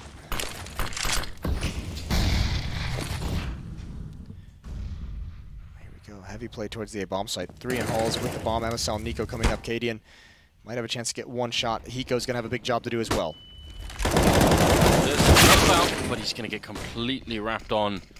Kirby falling down, and they have to save once again. What a hit. What a great way to take a bomb site. Nice and easy, and now North has the money to go on the hunt. This is where the round really begins. They've already won. But they want all the weapons. They want to take everything away from Rogue, and they're going to challenge for it. 4 players. Nico's going to sit around at this A bomb site and hide in pit. Ricky and Vice. One last stand here at the top. Banana nades ringing through. There's the flashbang. Molotovs as well. And Ricky's going to try and do everything he can. Sick is waiting over in construction, and Ricky can't get anything done. He's going to go down. Vice couldn't help him. Isolated by the Molotov. This is perfect from North. This is everything they could want to make this comeback happen. Sick is not going to get out with this weapon. He gets the first kill. They're wrapping down upon him. They're going to come in. They're going to press it all forward. Flashbang out. That's not going to slow him, and there's the headshot. What a win. After having already taken a round, that is every single rifle gone now. Maybe Rogue could go for a half buy here, but they should. I mean, if they force up in this round, that is inviting North to equalize the scoreline. That becomes a disaster, yeah. Yeah, very, very dangerous. I mean, I can't believe it. This is a great game. Did you expect anything different from North? I mentioned it when we started. There's no way that they can afford to just give up when they hit adversity. 8-14. 4 in a row. And North, they won 6 rounds to start this half. Their CT side looks so good, looks so dominant. They were having no problems. I have a feeling that Rogue are going to try something crazy in the next round. I like this matchup, but a little bit of trouble. Ricky picking up a kill, but he can't get the reload in time, and should probably settle things for a minute. Think they're going to try a mid-push, twist around with weapons? I can see them trying something really crazy in this next round. I would be so bold. I've just as one of your last buys of the half as well. Remember, it's Canadian in charge of the bus right now, Moses. He's a bit crazy. Yeah, he is. Well, Vice got to take a peek now. He's got to get one of those shots. Oh, he missed the opportunity, but Cadian's here. They can find a way to flank this out. Derby's coming up mid-late. He can't help these two. It's a 2-on-2 at this bomb site. Yes, it's pistols, but Cadian's here. He needs that frag, and he gets it. 2-on-1 inside the bomb site. AZ's being patient. 40 seconds on the clock. He's going to go for the bomb punch. Cadian, if he wins this fight, he's very low on health, and Kirby will take him down. And Vice just couldn't get out from behind that smoke. That was always going to be a problem. Now he's snuck in close, looking for the headshot against AZ, and he instantly takes him out. That's a beautiful shot to land. Picks up the AK and taps the bomb. And Kirby, maybe he can guess there is no kit on the ground right now. The smoke is going to go up in front here, so it's going to be a very, very long defuse, and Kirby's just hiding on the other side. He knows how low on health he is. Vice, he has to be the one to take the initiative. Kirby jumping through it. Vice, he gets him down, running back to the bomb. And I don't think there's time. He has to run for it. That is so close. North almost giving the whole game away. What a heart-stopping moment. What a round from Rogue. That wasn't, they didn't even catch North off guard. They had to battle heads up. Free AK-47 out of it, but they really wanted that win. That was intense. Cadian's got the AWP. Double op gonna come out. They haven't actually, it feels like the double op is when they kind of started taking some losses. Yeah, but I mean, on Banana, you know all you need is one good shot, and if they try and chase you a follow-up, and that's the round, right? We'll see. Understand the temptation. Well, it throws your idea of a mid-push out of the window with 2 AWPs. You know? Or does it? Cadian or does it? Smoking off and pushing to look into mid and second mid. Get great return there. The grenade just saving it and running back into the site. And Cadian has backed off for middle. Yeah, he is a madman, isn't he? North fighting fire with fire. Non-stop aggression to open up these rounds. They have really picked up the pace, stopped shying away from fights. Cadian is here at the B bomb site all alone. Now, he called off a rotation earlier. Remember, he was the only one here in a 5-on-5. They need to keep someone close by. Excuse me, it's Sick, and he definitely needs teammates. He has no utility. He's got 1 flashbang and very little HP, but he's going to get the kill anyways. AZ stuck in that corner as the smoke clears. Wanted to catch him off guard. This might force them back. Molotov.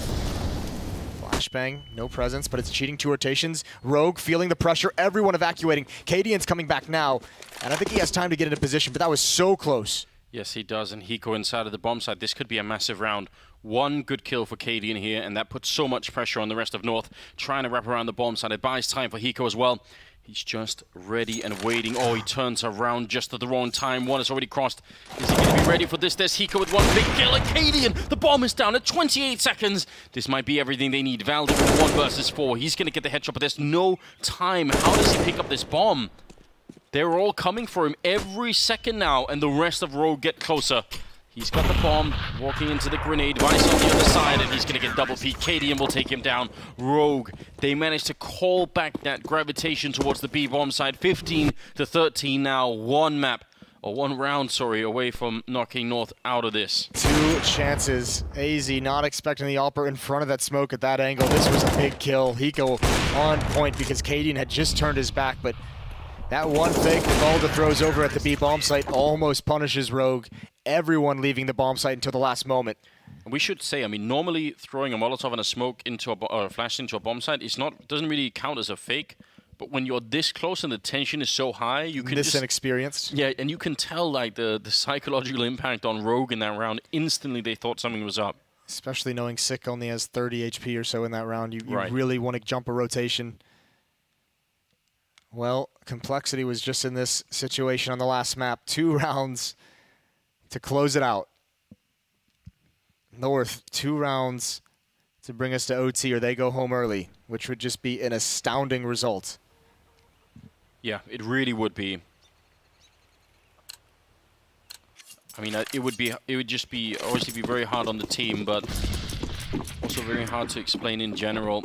15-13, round number 29. Cadian not going to push the middle this time. He did spawn quite far away from it as well. Kirby instead going to try and run them down. Oh my god, that should have been the perfect opening. Fair play to Kirby. That's a great attempt. He definitely had the idea. He had the timing and everything down right. One good shot from Sick will close him out. No. Now, though, They're what in do they so do? much trouble. Falling back into a B hit. I mean, he must have called it through Kirby that he hit them, right? Like, one must be low. How many times have you relied on a low call? It can get risky. But where Ricky... Oh, I mean, they have some grenades. Ricky, Molotov'd out, maybe. Much harder to get rid of Sick. But you can probably land a good Molotov that will put some pressure on Ricky. It's all random, though. You have a man advantage. You don't need to you don't need to rotate. And I think that's exactly what Katie and Hiko just called out. We don't need you here. There's no presence. Do not leave that B bomb site. Here come all the grenades. This might be the last hurrah for North at this major tournament. Ricky cancelling out the Molotov. Sick has to fall back. The flashbangs are right in his eyes. 35 seconds and the spray through from AZ. Doing his due diligence, checking that corner. And Ricky is down. Now it's 4-on-4. North fighting to stay alive. MSL will take down Sick, and they have to back off. You imagine your heart pounding as you're running into that bomb site. You know, one mistake, and you're going home. And they made it work for one more round. 14-15. Well, Kirby a lifeline as well. He probably felt like he failed in that round. That was a great attempt from him to open things up. Almost had the double, almost had the knockout punch, which, oddly enough, essentially would have been the same result as what we have going on right now. Still so much money for North, so you could see they're all on the hunt. This is, I mean, once again, this is still not over. And Rogue actually, I mean, they're going to save these rifles, it looked like, but if they didn't, it'd be a complete disaster for them. Yes. They would really be in trouble. They would almost guarantee everyone's favorite overtime. See, that's an important kill. Just on mice, that's great. It makes a huge difference in this round. That's going to take a rifle away, I think. Cadian can drop one and maybe an Infamus. Oh, that really hurts. There's the one rifle over to Ricket. UMP dropped to Sick. Yeah, so that just takes one M4 out of the equation.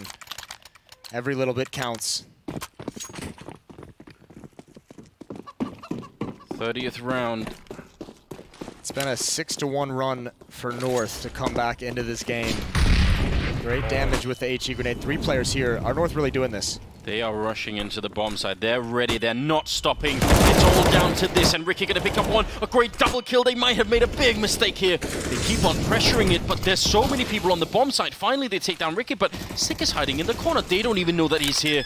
It could happen all over again, Moses. MSL is going to get the bomb plant, but there is a snake inside of the bomb side. This time it's Sick, and MSL is waiting in yellow. They have no idea that he's here. They're not even looking for him anymore. And he's going to come creeping out. Oh, he got spotted. Kirby gets a headshot. Oh my god! How did he know? The triple kill now from Kirby. And Hiko and Cadian, they must know this is the last chance. How do you get back into a bomb site? Overtime would be devastating right now for Rogue. North have fought all the way back into the game. Somehow they've made it. Cadian goes down, and we're going to go to overtime. Quad kill from Kirby. Oh, Sick tries to run that route. He tries to clear the corner. You have to just play the position, and that's when Kirby spots us, right when he comes out. It's such a tough call to make. Should he be fighting here? Should he be hiding? And I'm not sure you can blame, but you can see that route that he runs trying to clear immediately to the left in second oranges. That's what gives away the game. What a performance from North. Imagine, major life on the line, you call a B-rush. Yeah, that takes a little bit, doesn't it? Yeah, especially that takes some courage. Especially because, they had a quad stacked earlier and you knew? Yeah, that takes some, family jewels on that man. 15-15. What a game. We love it here at the end of the day. So, the winner gets to go and play tomorrow for best of 3. Best of 3. Loser goes out. Rogue have certainly, they must have impressed. They've certainly impressed me, but there must be a bunch of people out there who've been converted into, soft Rogue fans. Want to see more maybe, but it's a compelling story, isn't it? It really has been great. What a heartbreaking way to go out as well if you're Rogue. Losing in overtime, yeah. Nobody wants to see that. Up 6 rounds at one point. I mean, would be a compelling story the other way if North made their way back and somehow could go into the, if they could win the best of 3 tomorrow and continue on. That'd be a phenomenal story as well. Sick. There's the flashbang. Oh, he peeks out. He gets blinded as well. Nico's going to try and chase him down. There's another follow-up. It's a double. Ricky got to be careful with the op. The bomb is on the other side. They come through. Oh, AZ's going to get 2 kills. This is so awkward. Certainly not. Cadian shuts him down. Holy shit. What did we just see? What just happened? He decided to go for the knife. He had more bullets, right? Yeah, I think he turned the corner with the knife out, and he just said, well, there's only one thing to do from here. I guess. Oh, Valda heard that scope. Maybe not. I can't believe it. I mean, you must be right. He got the kill and thought, I'm gonna run around the corner to get to the balcony. And he was just so committed at that point. I don't know what to say. Cadian must have had a heart attack as well. It's just so weird. It's like a zombie mode. Just you have a zombie with a knife running at you for no reason. Oh my lord. 16-15. What a game this is turning out to be. Crossing over. Sick and Ricky over at the B bomb site. I can't handle it. I mean, you're probably not going to see that again for the rest of the major. Oh wow! Utterly wrecked by Valda. That's a really good shot. He does go down to 6 health at the end, but not bad at all. Look at this rotation though. They jump Sick over. This is still a fully manned, fully staffed A bomb site. Only 2 Molotovs. If they spend one of them in that corner where Sick is, that might be the one opening that they really need. Myself check the hard way though. Sick setting up for a bit of a flashbang. Goes for the peek and they almost lined up for a complete spray down. There's Hiko challenging inside of the hallways, diffusing a big threat. He even saw that nobody else was there, so what a lot of information to work with. They're going to fall back with 50 seconds, and for some reason... Ricky's not there. Ricky's left the bomb site, and there's 1 smoke left on AZ. Or if they get that smoke up quick, Ricky, this could be a really big mistake. Instantly smoking up, and he wants to run for it, but he just can't get there in time. Shooting right under the feet, 30 seconds, the bomb will go down. Listen, you can't even fault Ricky for the rotation. North was fully committed to that A bomb site before the kills came out. They called the audible. Yeah. This is going to be so tough to get back in. Oh my lord, Hiko does it again. Here he comes. The once in future clutch master. He might be back to his old ways, Nico. There's going to be a shadow showing on the ground here. Ricky going to be walking right in front. He sees the gun barrel, instant headshot, and now the turnaround. He knows more are coming as well. 2-on-2, the bomb ticking away, and it's so far ticked already. I don't actually think they have time for this Rogue. They're going to be right on it. The spray is through. 2 seconds. Knife is out, stabbing him inside. 0.8 seconds left, and the bomb is absolutely going to go up. That was so close. We got our knife after all, Moses, but the defuse. We're gonna need to see slow. I'm pretty sure that's 8.8. That was so. I thought for a second that they were gonna kill Hiko through that smoke and think that was the diffuser. What intuition causes you to spam? And yeah, this is just desperate. This is really all he has available to him.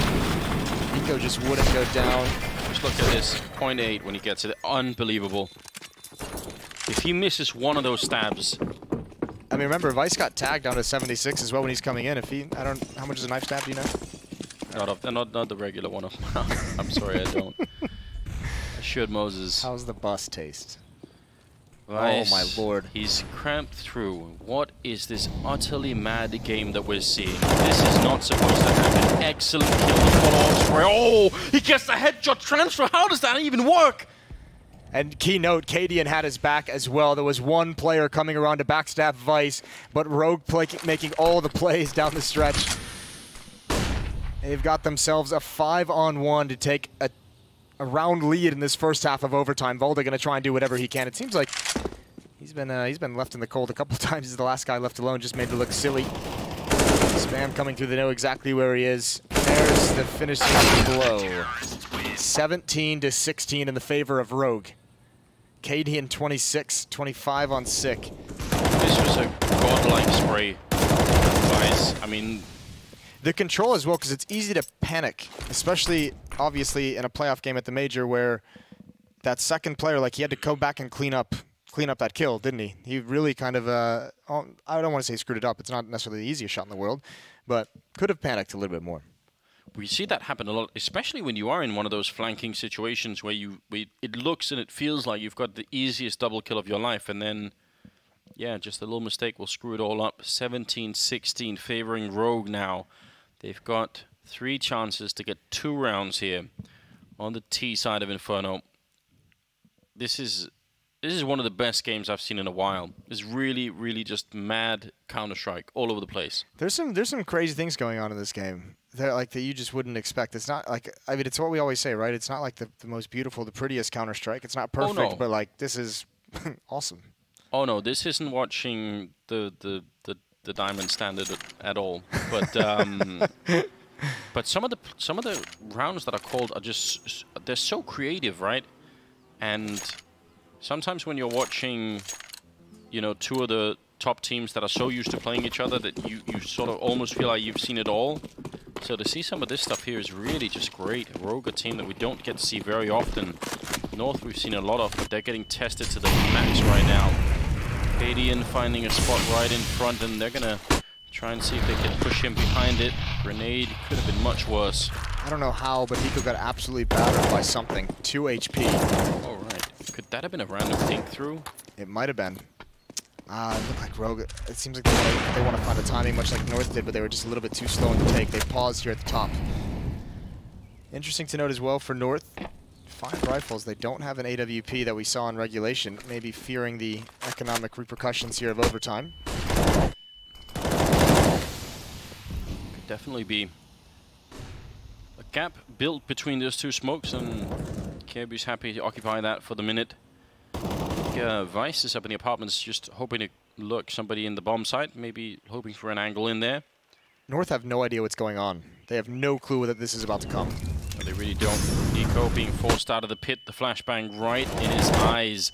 Valda going to take down Sick and return to a 4-on-3. Looking good for North right now. He's willing to hold on, and Hiko left on just 2 health from that initial engagement, instantly shutting down the last defender in Valda. Now a 3-on-3.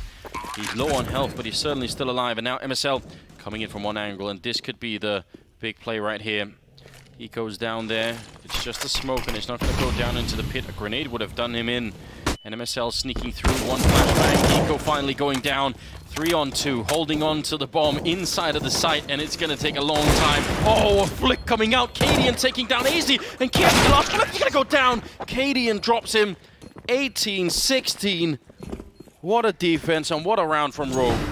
Great shot. Props to Hiko. 2 HP entering in under the bomb site. That is incredible. It had to be immediate. Couldn't handle MSL later on, who had a very fast flank, but Cadian now delivering inside the site. 2 more rounds, 2 more chances for Rogue to knock North out of the Major. What a tough hit. They threw so much utility, denied so much information to North, moved halfway up lane, and when they re-execute, North just did not expect them to be that close. Hiko's really started to come back into the game. He had such a slow beginning to this one, but throughout the last stretch of the second half and here in overtime as well, it's looked a lot better. 18-16. Just 1 mistake here is going to cost North their tournament run. MSL had the right idea, unable to finish it, but Sick for good reasons, can't really chase him down. No reason to risk it this early in the round. You force back the Opera, that's the priority. North playing so passive, so far back, a far cry from what we saw in the previous round with nades coming down Banana. They don't want to risk taking any damage or losing anyone too early into the round.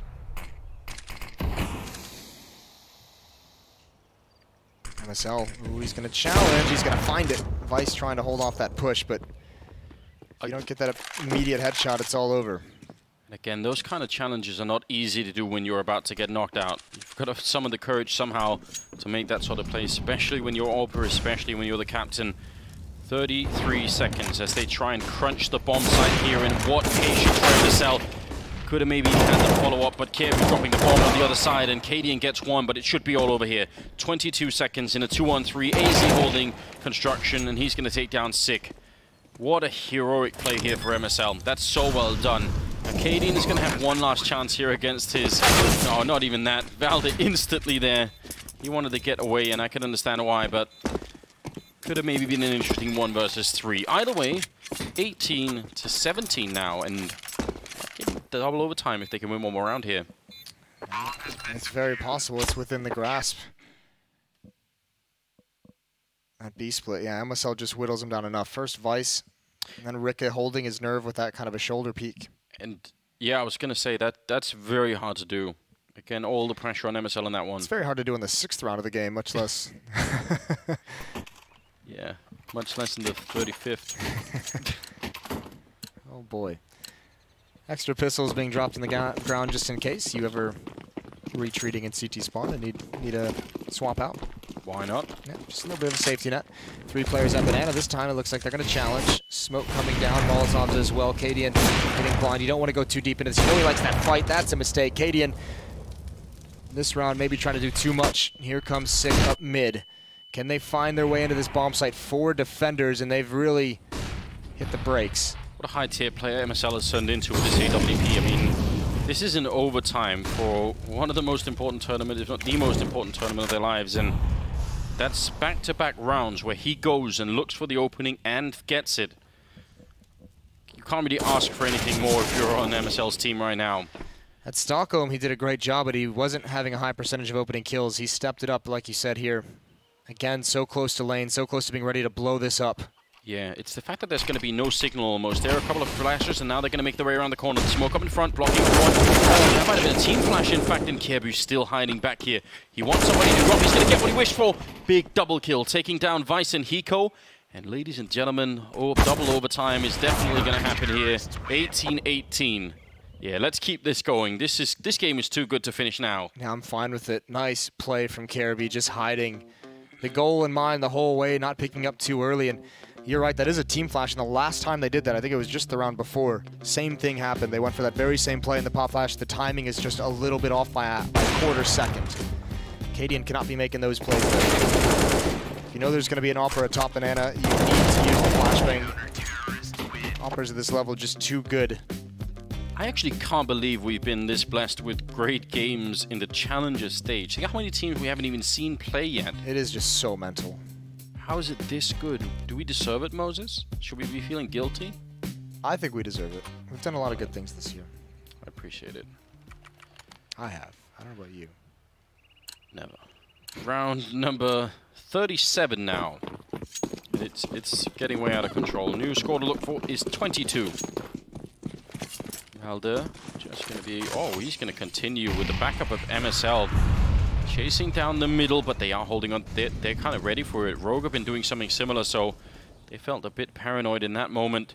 But how do you see Valde being here? Now that nothing's happened for a good 5 seconds, you might just think, well, could have just been the one grenade, surely. And now they're going to be coming up out of the underpass. Valde's so ready. Ricky, oh, the gun barrel. Ricky actually gets the kill, but Valde's still following up and still traded. What a mad situation. Well, that's what makes it so amazing that Vice pulled that off earlier. Look at how easily that can go to hell. Valde had that round 1. The weapon model blocked him from killing Ricky before Ricky took down MSL. I mean, what are the odds? What do you do here if you're Rogue? You can actually just go to the B bomb site. If that's what they do, it's going to be mental. They do, but they... Not sure why that Molotov is thrown. Did they realize the trajectory of it? They had to. Yeah, that gives AZ an indication of what's coming, and he just spotted one now. They know exactly where he is, but you just gave up the game a little bit early. Dixie's getting split, so that Molotov is used to hold him off, and here comes Sick. He's got nades in his hand. Sick's going to win that with ease. Bomb's going to get planted. Does North actually want to go for this retake? They've been playing economic games at disadvantaged retakes for some time. Yeah, they have... What if Hiko just stands in that smoke? That's so bold. I mean, he currently is. That is incredibly bold. You're not wrong. He's maybe starting to feel the game a bit more, and what a worrying sign for North if Hiko is going to start to play at 100%. I don't think we've seen that really yet in this game. One good kill, but Vice with the refrag, and he's going to be about to get shot in the back. So, a round one for Rogue here. First round of second overtime. I feel like AZ had the advanced warning, but he still looked like he sort of panicked a little bit. And I guess he didn't know, he thought they were coming banana as well, right? You can't know it's all three, right? You just know there's some. This is great from Balda, but Vice just happens to be the second player coming through underpass. Yeah, I think that smoke that he was throwing might have been too much. At a certain point, you got to fight for your life. It's hard to tell in that kind of a situation, though, when you don't have the intel. You know they're in spawn, you saw one, you had the communication, you just don't know how many it is. Rogue is playing some very good Counter-Strike. There's the flashbang, there's the blind as well, Cadian. You see that player at the bottom of Banana with his hand in front of his eyes, you feel like, that's it, I've got him. Oh no, wait. Nice shot, the gun barrel showing as well. Valda in great position, that's going to be one. Oh, and the follow-up headshot, transferring, he's ready for another peek, but Hiko will take him down. And now Nico from the other side. There's going to be more trading going their way. He just gets back around the corner. And North ready to return the favor, and AZ, oh, he made a bit of noise there. He's going to go down to Vice. Uh-oh. At least a chance here, because Nico's coming up to that corner, but he's got 16 health, so if Vice win this one-on-3 could really quickly turn into an uncomfortable one-on-one. Does he know how close he is? I'm not sure he does. Nico could be walking into a straight kill here. Vice picking it up. Oh, he doesn't see it coming. Important timing, important round for North. Rogue need to, I don't know if they have a timeout left, they might want to take one, but someone needs to tell them to calm down. When they get some advantages, they think they're way safer than they actually are. They have not been prepared for a lot of the counter peaks coming out from North. Getting a little bit ahead of themselves here, down in double overtime. Not clearing up Balda as well. You can see they're just trying to get over towards Rap side as soon as possible and kind of take that angle. Imagine if Vice had been looking the other way. Yeah, just one bullet. He even was looking there. He just shifted his aim very, very quickly. I mean, that you have to give props as well. That's a pretty confident play from Nico. If he goes down there, puts his opping teammate in a 1-versus-1 on the other side of the map. Oh, Valder again with this play. Doing it twice in double overtime. MSL gets grenaded. Oh, and they jump back. Valder, he's in trouble. He's going to get the one in a big double kill. How does he keep doing it? Now he's smoking up on the other side. Are they really? Oh, they chase him down as he's reloading. That's also a mental play from Sick. There could have been someone top mid trying to hold that corner as well. I can't believe this game. It's all over the place. Valda delivering. Vice can find a way to punish Nico as well. This is all on Nico at the moment. AZ's on the other side. A nade would do so much damage. He's rolling back. He wants to find the right timing. They're going to grenade him out of it. And he instantly shut down. Vice with the kill. Can't trace him as he's falling back. AZ really wants that headshot. Grenade won't kill him, but it does a little bit at least. And now can they get the retake cameras here so quick as AZ goes down. It no longer seems possible, but it is the last round here, so might as well go for it. Kiev charging in, and Vice will take him down. What a great double OT for Vice so far. Triple in that round, 20-19. Rogue need 2 rounds, and North need 3. That's the second round that Balda, you have to feel for him. Both pushes, he's come down and he's got a double kill. The first time, as you said, his vision was blocked by the gun model, and Ricky gets a kill that allows it to be a 3-on-3. This time when he comes down, it's a double nade at the top banana that yields Rogue the kill that neutralizes the double kill once he eventually gets taken out again. So close to providing North crucial advantages on those CT rounds. Vice has got 31 kills. Again, for a kid that we've never heard of, Moses, to be playing this well at a major, isn't it just amazing? It is absolutely incredible. It takes a little bit of time usually. It also helps when you have veterans Yes. like Cadian with 31 kills as well, because maybe you have a slow start tournament of this level, but he'll carry you through a couple stretches here and there. Bit of a battle here. Second half of second overtime. Grenades being exchanged, and I guess they do some damage to Sick, which is unfortunate, but will live. And they're going to fall right straight back. Did they get a sense of how many people were there? Really speeding it up now. If they're going to try and knock out this A-bomb side, and with that shot from Valde, it's pretty much done. He goes the last one here defending, and he just can't count. There's no way. He was always going to go down. Maybe he could have got a double, but even then it would have been nearly impossible to survive any further. And Ricky and Sick going to run for it. What a call from North. Yeah, they might have been counting the nades, but also I think they've encountered that so much in the first half. It could just be a straight up, listen, we're going to do this. We're going to apply a little bit of pressure, keep them there just for a couple seconds, and fall back and straight rush up middle. That opening from Valde, I mean, he's stepped it up incredibly as well here the last 4 or 5 rounds. 6 kills in the last 3 rounds. Not bad. Now hunting down the weapons. With the investment into the AWP, this would be huge if KRB can get anything. Rick is watching for exactly this. Oh my lord, the timing on that. Bold to go back for more, but you do complete the kill. 20-20, all tied up.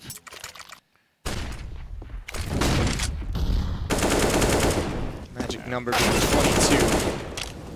Oh, Hiko almost had a double there. Yeah. Valde dropped low, but surviving. 20-20, and you're right. 22nd round of both teams looking for that one. AK-47s all across the board for North. Cadian has that AWP, which has been great for him. He's been playing such a... I can't remember Cadian ever playing as well in his whole career. What a time to do it as well. Yeah, in the major against the Danish team to knock them out. Doing his best. Yeah. I don't know what's more motivating, knocking out Danish team to him or staying alive in the major. I feel like there would be a slight bit of a statement, wouldn't it? Yeah. The exiled son has returned. You thought you didn't need me. He's sitting over on Rap side, and every time he's been here, North has smoked this off. No surprises. We saw in the last game a lot of double pit. Vice and Hiko have been playing a lot inside of the bomb site. Yeah, that in itself could be an interesting switch up, especially if North's grenades are going to be tailored to block off the pit. That's another fake. So North really trying to exploit the nerves. Look at this smoke wall. Oh, Rick is pushing up in the smoke. Sick is rotating away. Yeah, they've jumped the gun. North is doing it.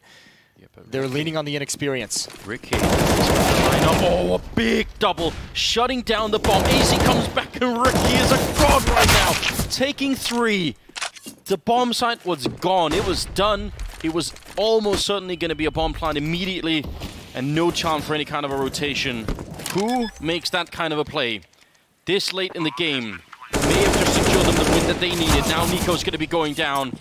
But all praise in that round goes to Ricky. That was, I mean, again, imagine how hard it is to, you miss up even once, and that's it. He almost got the quad kill, and you almost really wanted him to get it just because that was an incredible sequence going in through the smoke. There's one Australian still alive in this tournament. He is making it count. Double kill to save his team. Everyone was running away. Everyone thought it was A, and Ricky coming through the smoke like a champion. 21-20. North haven't yet had a chance to win this game. We saw that in the NIP Astralis. Yeah. Astralis never had a chance to win it. They were always clawing back. It's the same thing here with North. Cadian in the middle with the AWP. Not going to stick around and challenge it. One more round, Rogue. Put in all of the work. They've done leagues better than anybody I think was expecting. But now they need that one last step just to be able to put this win in, continue on to tomorrow, playing that best of 3.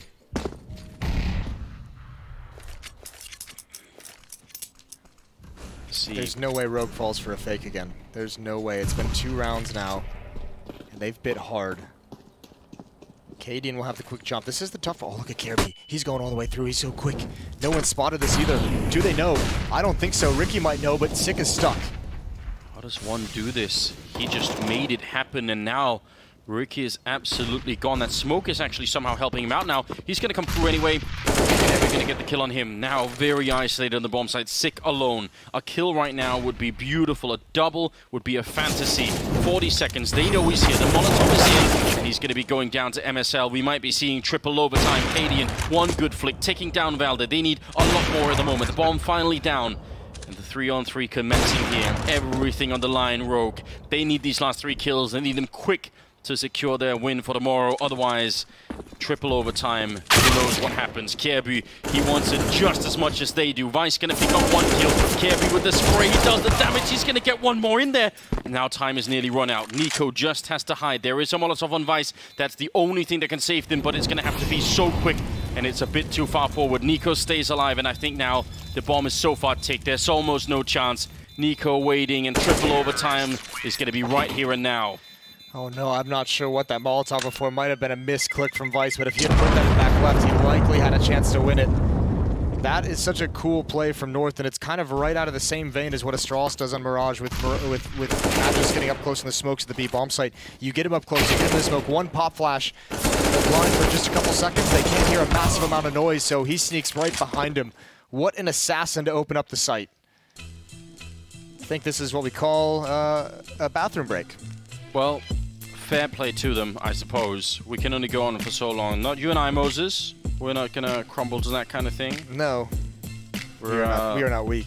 We're not weak like that, no. Catheters. Men of a different age. You realize the audience can't hear the producer, so you just said catheters with no context whatsoever, Moses. You sound like a crazy person. That's fine. I feel like I am going crazy at this point. This is so many overtimes in this event. This is beautiful. This is everything that I want, Moses. I just can't believe that we've been so lucky with these games. It's been all throughout. I'll take some of the tech issues. I'll take some of the long days for this. I'm perfectly fine with it. I'll trade it all for these games. This is what we're all here for. All 24 teams that'll be coming to London. All of us on the broadcast, all of us behind the scenes.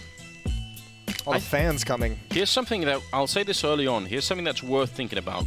Yeah. When the rest of the team join us for the Legend stage, I can see a world in which some of those teams are going to be much slower out the gate than the teams that have been through this crazy marathon. Like, I think it could be sort of like a shock feeling, because they're obviously watching at home, right? Yeah. They're watching these games and they're thinking, okay, well, they're practicing 8 hours a day. It's interesting, right? But it isn't the same. Like, I think it could be a couple of, I mean, hopefully just a couple of rounds, but it could even be like a map before you realize, oh wait, that's the level. Yeah, this is the feeling again. Well, it wasn't. I mean, that was one of the first things that Taco said to me when I saw him here. Was just like, you know, he hadn't played a game since the finals of E-League. And that was over a month, you know, so he was just like, this is strange. Sometimes it's sitting down at the PC and the mouse feels a little bit alien. It's good to see our boy Hiko, though, fighting for a spot in the Major in triple overtime. What a game.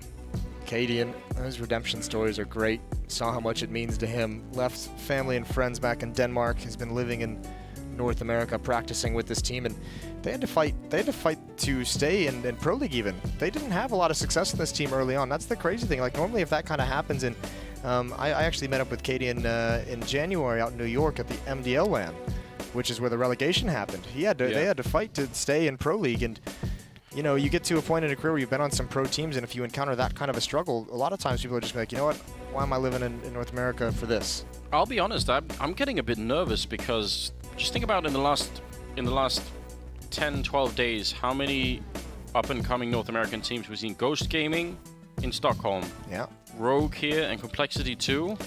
NRG's around. NRG's around. There's so many teams out there. Shout out Daps. Shout out to Daps, indeed. There are so many teams out there that not that long ago I would have just waved off Moses.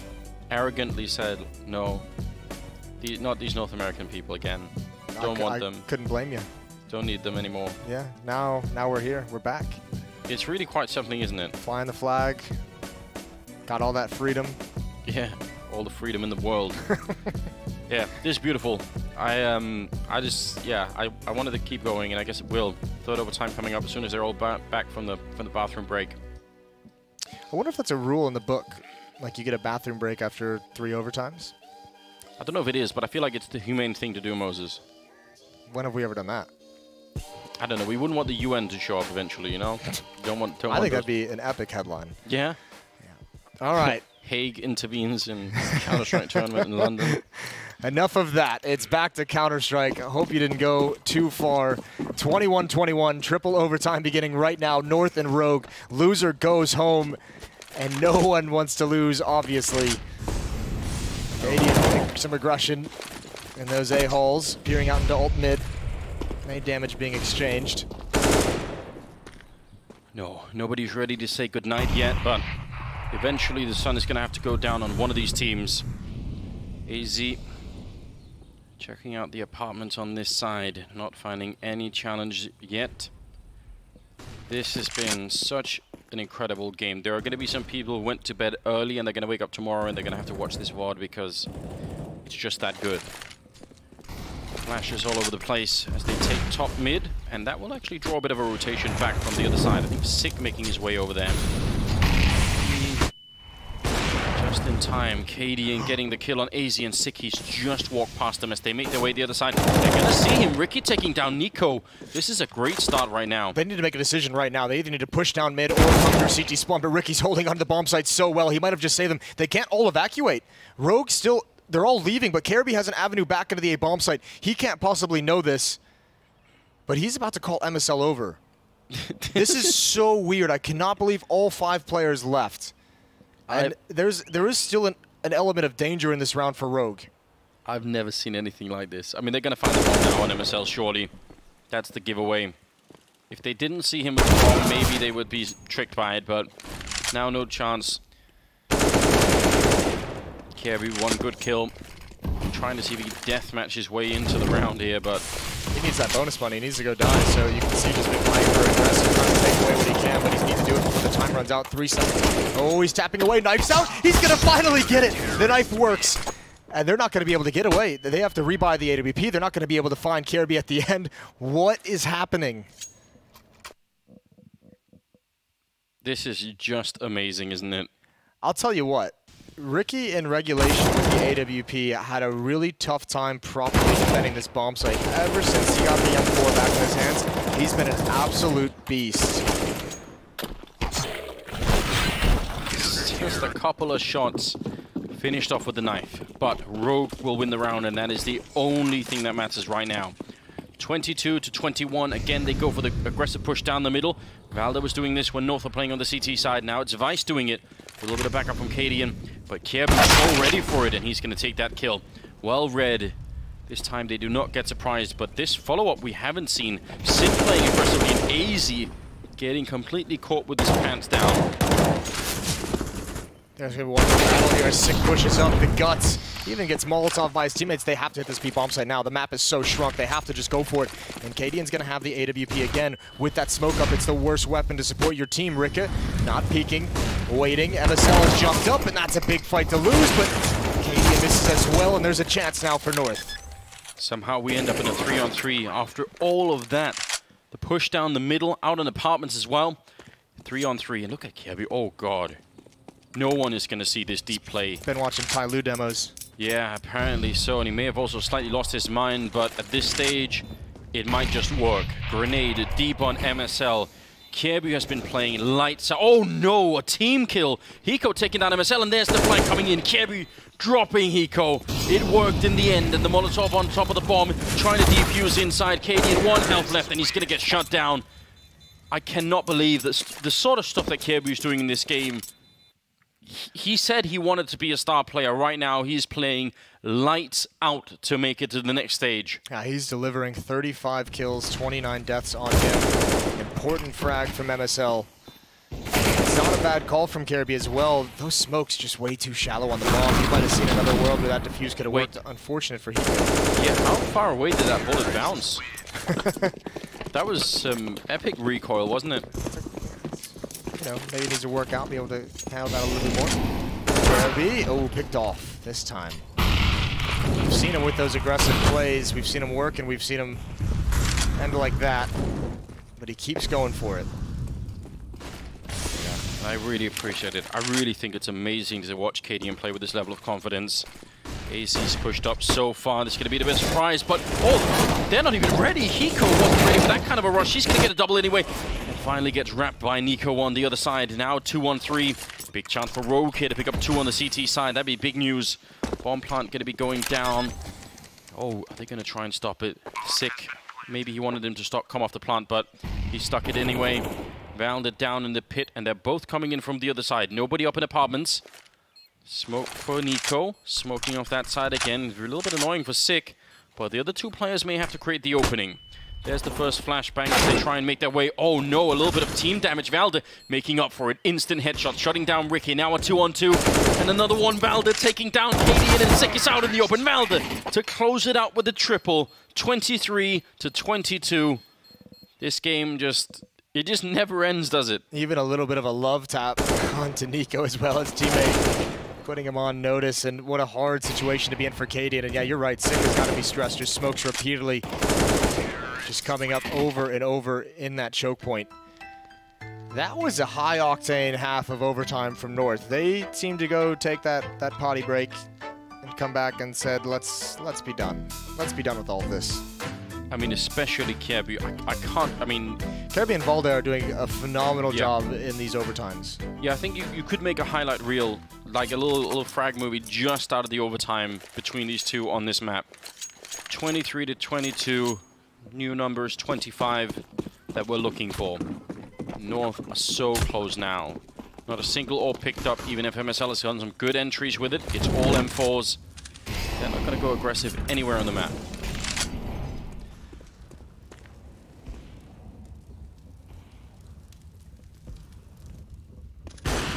Massive defense in this A-bomb site from North. Valda in Graveyard. Nico over in Pit. No real damage exchange for this struggle for Banana. As Katie and Hiko have decent control. Gonna want to force out some utility, and Cadian gonna start leading the way. He's got the AWP in his hands. He's been on fire with that. No real indication as 4 of them now actually rotate over towards Banana. They've really slowed things down from that first half. Yeah, different pace. Everything on the line once again. Molotov deep into the corner. They're all waiting here, and there's no indication on the other side of the map for North that something is happening. Decent grenade to soften the knot. That makes a big difference when you have that many M4s that they're a little bit low on health. You get into a spray battle, you win it much quicker. And now a rain of fire descending on the B bomb side. Absolutely everywhere they're burning, and this entry is godlike. It takes so much damage from the Molotovs, but it doesn't even matter. 3-on-5 here. MSL hoping he can get a shot at somebody, but the rest are not even coming. That was beautiful. How did they pull it out in triple overtime? That's well coordinated as well, because you can see 2 players are running routes on the right and the left side of those smokes coming through the choke point. Ricky just staying far back, just spamming right down the middle, just to make sure no one's going to do that exact play. No one's going to do what he did, essentially. And obviously, AZ just gets his head taken off. There's no other way to put it. Chasing down these guns at the end of this crossfire is too strong. It's not going to happen. So, 23-23. An indication, perhaps, of the risk that you take when you don't make the T's use all their grenades to take Banana. Yeah. They have so many left, they can just fire out the whole bomb site. There's like 8 different executes you can do on that B bomb site that are all hard to stop. First to 25 wins. 24 gets you to overtime. Number 4. Yes, indeed. We would. I mean, are you ready for that, Moses? I'm ready for it all, baby. All right. Might have to have someone bring me a beverage, like a coffee, but I'm ready. Yeah. Well, we might just get what we would wish for here. 23-23. Valda has been running a lot down the middle this time. Not going to be quite as exciting. Just going to deliver that grenade and do a little bit of damage to Cadian, but it's all fine. Setting up a pretty deep grenade. That could do a lot more to Cadian, though. Yeah. Ooh, that one hurts. Going for the timing on a triple nade. We've seen that do massive damage before. 2 players evacuate after the carpet bombing. Cadian and Hiko at the base of Banana. No one on Rogue really anywhere close to each other to take advantage of any kind of a call. Not pushing up too far, but easy and Kirby to defend the B bomb site again. See how long they can hold on to the grenades for. AC has a Molotov, Kirby has smoke and Molotov, and we're just at 55 seconds. Gonna go for the boost, and another one even being drawn over MSL. They could really use a kill here from Hiko or Vice. I don't know if this is going to be any kind of a split.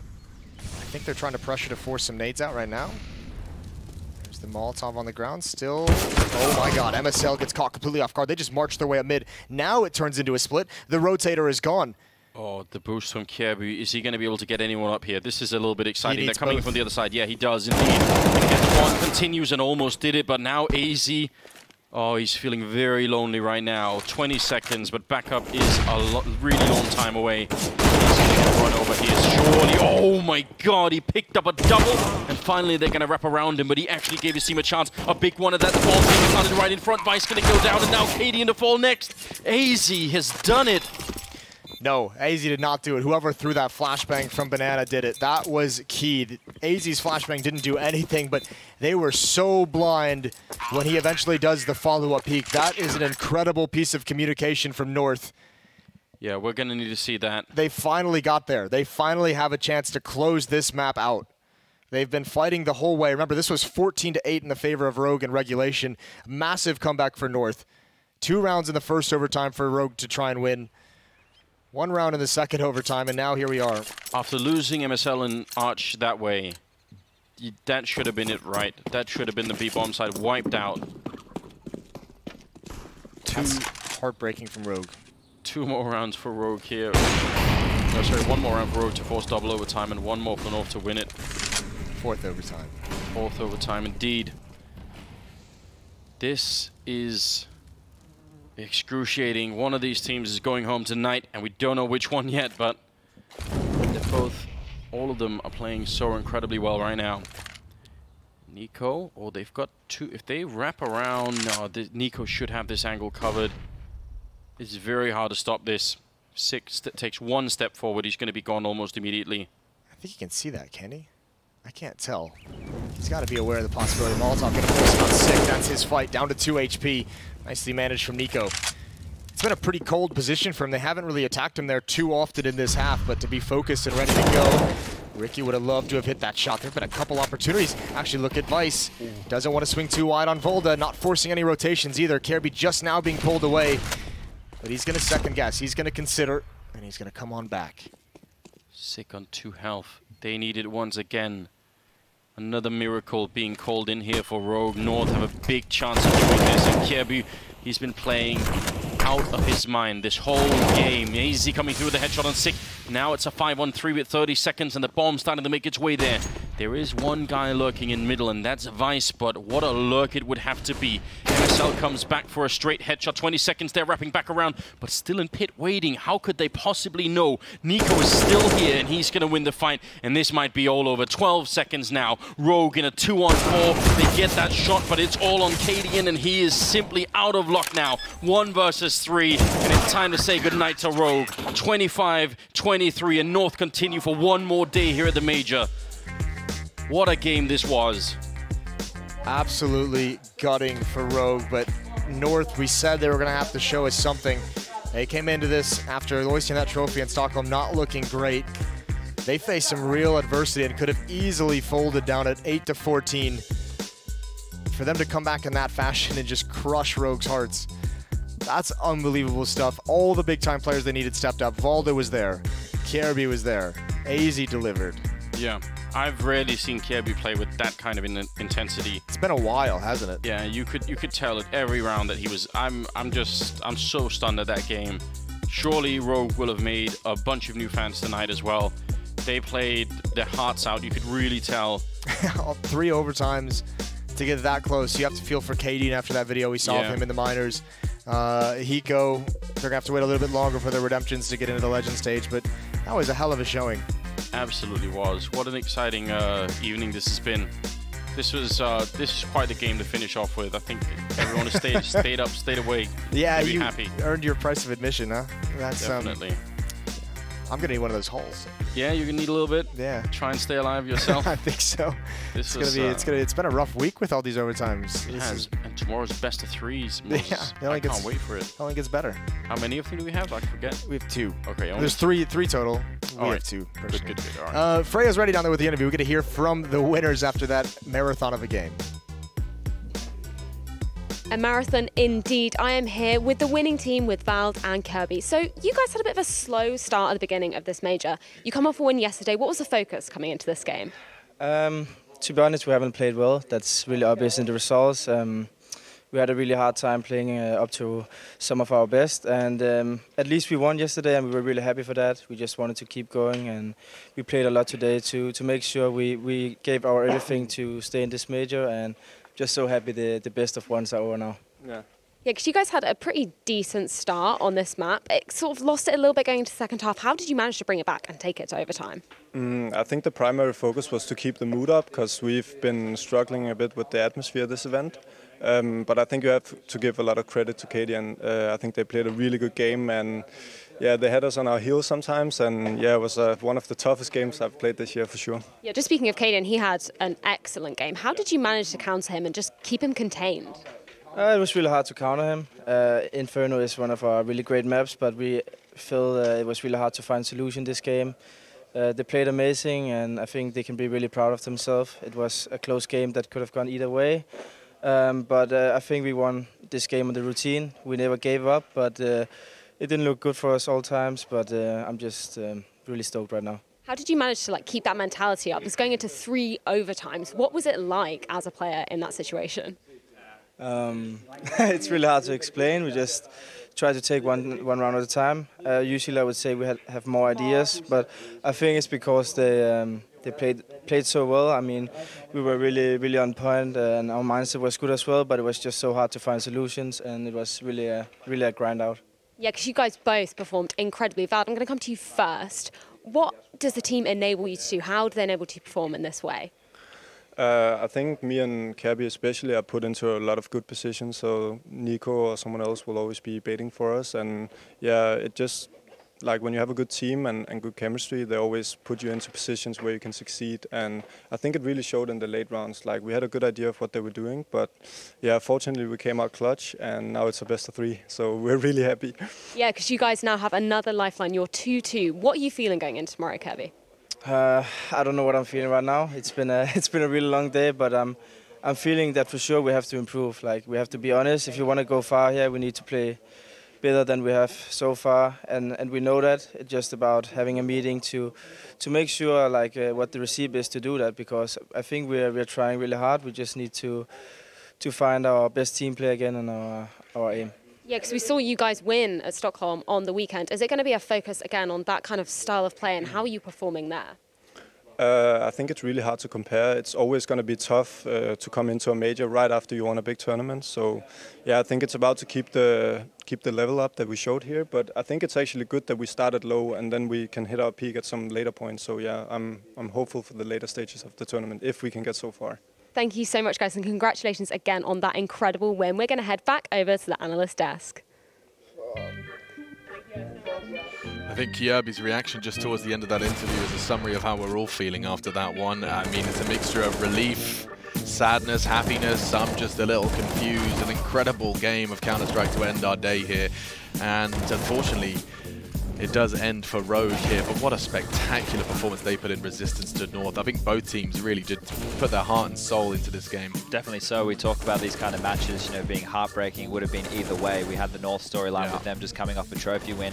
Rogue coming into this tournament, no one expecting them to be able to perform and getting this close, but yet so far a close game against Astralis, and then another against a team that just defeated Astralis. It's look, they played fantastically, but at this point, the last thing they want to hear is a consolation of you guys should be proud. They're just going to be gutted. There's no other way around it. Yeah, I mean, it's tough. It really is. They do genuinely have something to be proud of, but maybe not ready to hear it. I mean, Jacob, this was this was an incredible game of Counter-Strike. It was an incredible game of Counter-Strike, back and forth throughout the entire game. And I feel, as much as you say, they really did have a part in this game. You know, in this entire tournament overall, they also pushed Astralis to the limits on Inferno as well. So they can definitely go home and be proud. But as you said, they're just going to be sad right now. They're going to go up to the hostel. They're going to have to do some mental soul-searching on themselves. And in a few days, it will feel better than it is now. But there's nothing worse than exiting a major. And both you and I, chat, we know the feeling. Oh, it sucks. I'm sure it does. This is often seen as that top of the mountain, that peak that not very many get to reach, and just kind of getting here to the challenger stage of the major was so relieving for so many of Rogue, and we got to see that in the documentary. Exactly, on KDN's face, he was crying at what he meant to him and to get to this point, and obviously for North to continue, I guess that's where we need to take this one. They've shown better form as this has progressed. To get pushed to this point, though, shows that they're still not at the same form that we saw just from them 6 days ago. And with the scoreboard up, loads of points to be made. One, Vice, a player who I was not as familiar with as I perhaps should have been, but he really hasn't been lighting the scoreboard up in this way up until this point. And I mean, he delivered when it mattered, close to 40. Interesting to hear his contribution in the comms as well. And this man was pushing down mid in overtime and backstabbing Nor. I think that's one of the things that has to be looked at here. At no point did Rogue turtle up. At no point did they get scared. At no point did they get flustered. We sat down here and we could hear the communication between us, obviously speaking English, and having our Danish sidekick right here. We could tell everything that was happening, that was going on, and having that in-depth communication, knowing what was happening. Look, props to the Rogue guys. They stayed calm the whole time. Major props to KDN, who once was a fiery individual. In the clutch moments, in the tight moments, he was calling, he was calm, he was keeping everybody cool. I can only sing the praises of everybody who just played that match. Yeah, I mean, it was actually so much fun for me as a kind of bystander listening to you two just feel like you were just kind of giggling and whispering to each other and like, you wouldn't believe, oh, but so Flash, MSL heard that Flash, and Chad's like, wait, he did? Yeah, oh my God. Like, I mean, can you explain that round a little bit? Because this is actually really interesting. Jacob picked up on something that only a Danish ex-Counter-Strike pro would have picked up on if he was sat in this room. We had that. There were so many moments where you could just hear the communication because we're sitting behind the players so we can't see them, right? But there was a round where MSL and the guys from North, they were down 4 versus 5, I believe, and they got banana control, and they were ready to set up for a quick B hit, right? They wanted to go fast. All of a sudden, MSL goes down to middle just to make sure nobody pushed down, and he hears a flash being thrown inside A-Apps. So instantly, he thinks to himself, all right, they may have flashed a guy inside A-Apps. So he wanted to take mid control and take apps control before he went into the B-go, because he was afraid there could be a potential B-stack. So all down due to that one flash being thrown in, he heard down in middle. So that was the communication that was going on. Obviously, we could see from behind the scenes that that was not the case, right? They just flashed randomly inside A-Apps. So he was, in theory, overthinking, right? But that would be the right call. It's the fact that thought even happens. It's something that not many people at home would understand. But here's the thing. There's one that didn't pan out. There was the other one that you just told us about that did pan out, and that was basically the one that won the whole game for them. Oh, on the B rotate. That was the one that won the whole game, where AC was stuck inside, we call it Christmas Street, the third box right there. So he was alone. He flashed for himself, and he was having 2 mates down in the banana, because MSL, he was the one dying with a flash in his hand to begin with. So he died, and he told his teammates, this is going to be a B-go. So the 2 guys on A, you need to push fast now. And they instantly just pushed down. Just without hesitation. Without hesitation, they listened to the leader. So they got down to the bottom of a banana just in time for one of them to offer a flash to AC, to flash over the side. AC instantly said, yes, flash for me. They flashed over the side. The flash popped just in time for AC to get 2 free kills, win the round, and win the entire game. And that was down to, you know, simple communication. Just because MSL were able to die, getting the information, telling his teammates to rush, he was able to bring them in a position where they could help out AC to win the entire game. And AZ survived. It wouldn't have done anything if he didn't survive. I mean, it's just every layer, it's gorgeous. Crazy. We just need to point out that that is the depth that we don't usually get to see. That is gospel. That is not, that's what we interpreted. That is what he heard happen, and then that's how it played out. That is legitimately how that round went down, and that is a crazy call to make in such a clutch moment. That flash.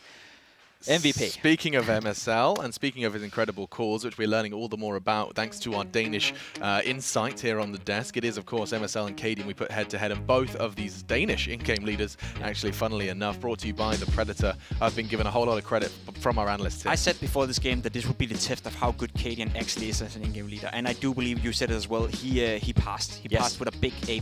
He was super calm throughout the entire game. He was very impactful with the AVP, and he kept composed, not only himself, but also for his team. So I think KDN justified himself as being a new star within the in-game leader position. Struck a really nice balance as well from what I could hear of, like, you impart credit but also remind everyone that there's still a game at hand. I think that's actually really hard to do. You can't just call someone sick and try and get their ego down before we get into the next round. It was a very nice combination of both. Yeah. Really, really cool to hear. What do we want to do now? I actually forgot I was getting too excited. We got some clips coming up. Clips, that's right. You have one called... The first one was Punish. Now, you have to think back to the pre-game of this where I was talking about the tendencies that could be exploited of North, and here's one that was. MSL AWPing solo Banana. So you're going to see the stack of the 4 players over towards the A bomb site here.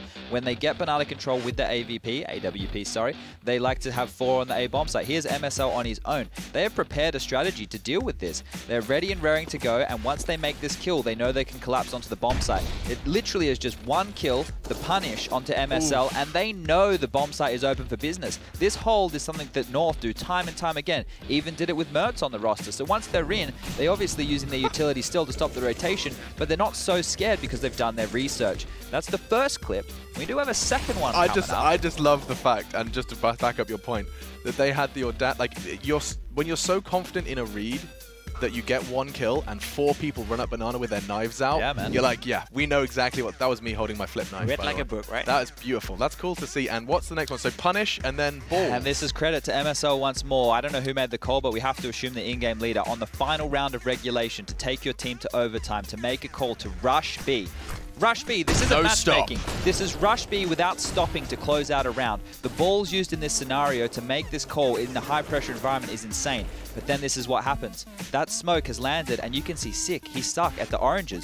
This here could have been the game. This here could have been Rogue taking the win. But he's panicked. He should have just waited for that smoke to dissipate. They wouldn't have known he was there, and he could have made some easy kills or at least given the information to his teammates. Instead, the moment got the better of this young player. He's pushed on in, the noise is made, he's been spotted and gets taken down without doing any damage. Heartbreak for Rogue, but fantastic call from MSL to have the audacity and the balls to go for that rush. Follow-up question, was that a CT smoke? Yes, it actually dribbled in front of him. They did a 3-man B stack. They had 3 guys B. The call came from Cadian in that round is when they get Banana control, we'll do the top Banana retake. The problem was they rushed, and not necessarily a bad thing when you have 3 guys waiting. It's just Sick got left in a really unfortunate position. Just to justify that play he made, Sick, because I agree he should have just waited, got the 1 kill and got the information. He did get a flash from TT spawn. You could see the flash flying in, and as soon as that popped, that's when he went out of the smoke. So he was trying to go on a queue because he was definitely feeling the pressure getting to him. So not necessarily a bad individual play. They had a plan, and that's how it is in Counter-Strike sometimes. If you make a plan, you gotta follow it. You can't, like, a guy can't suggest a plan within a game, and a guy says no.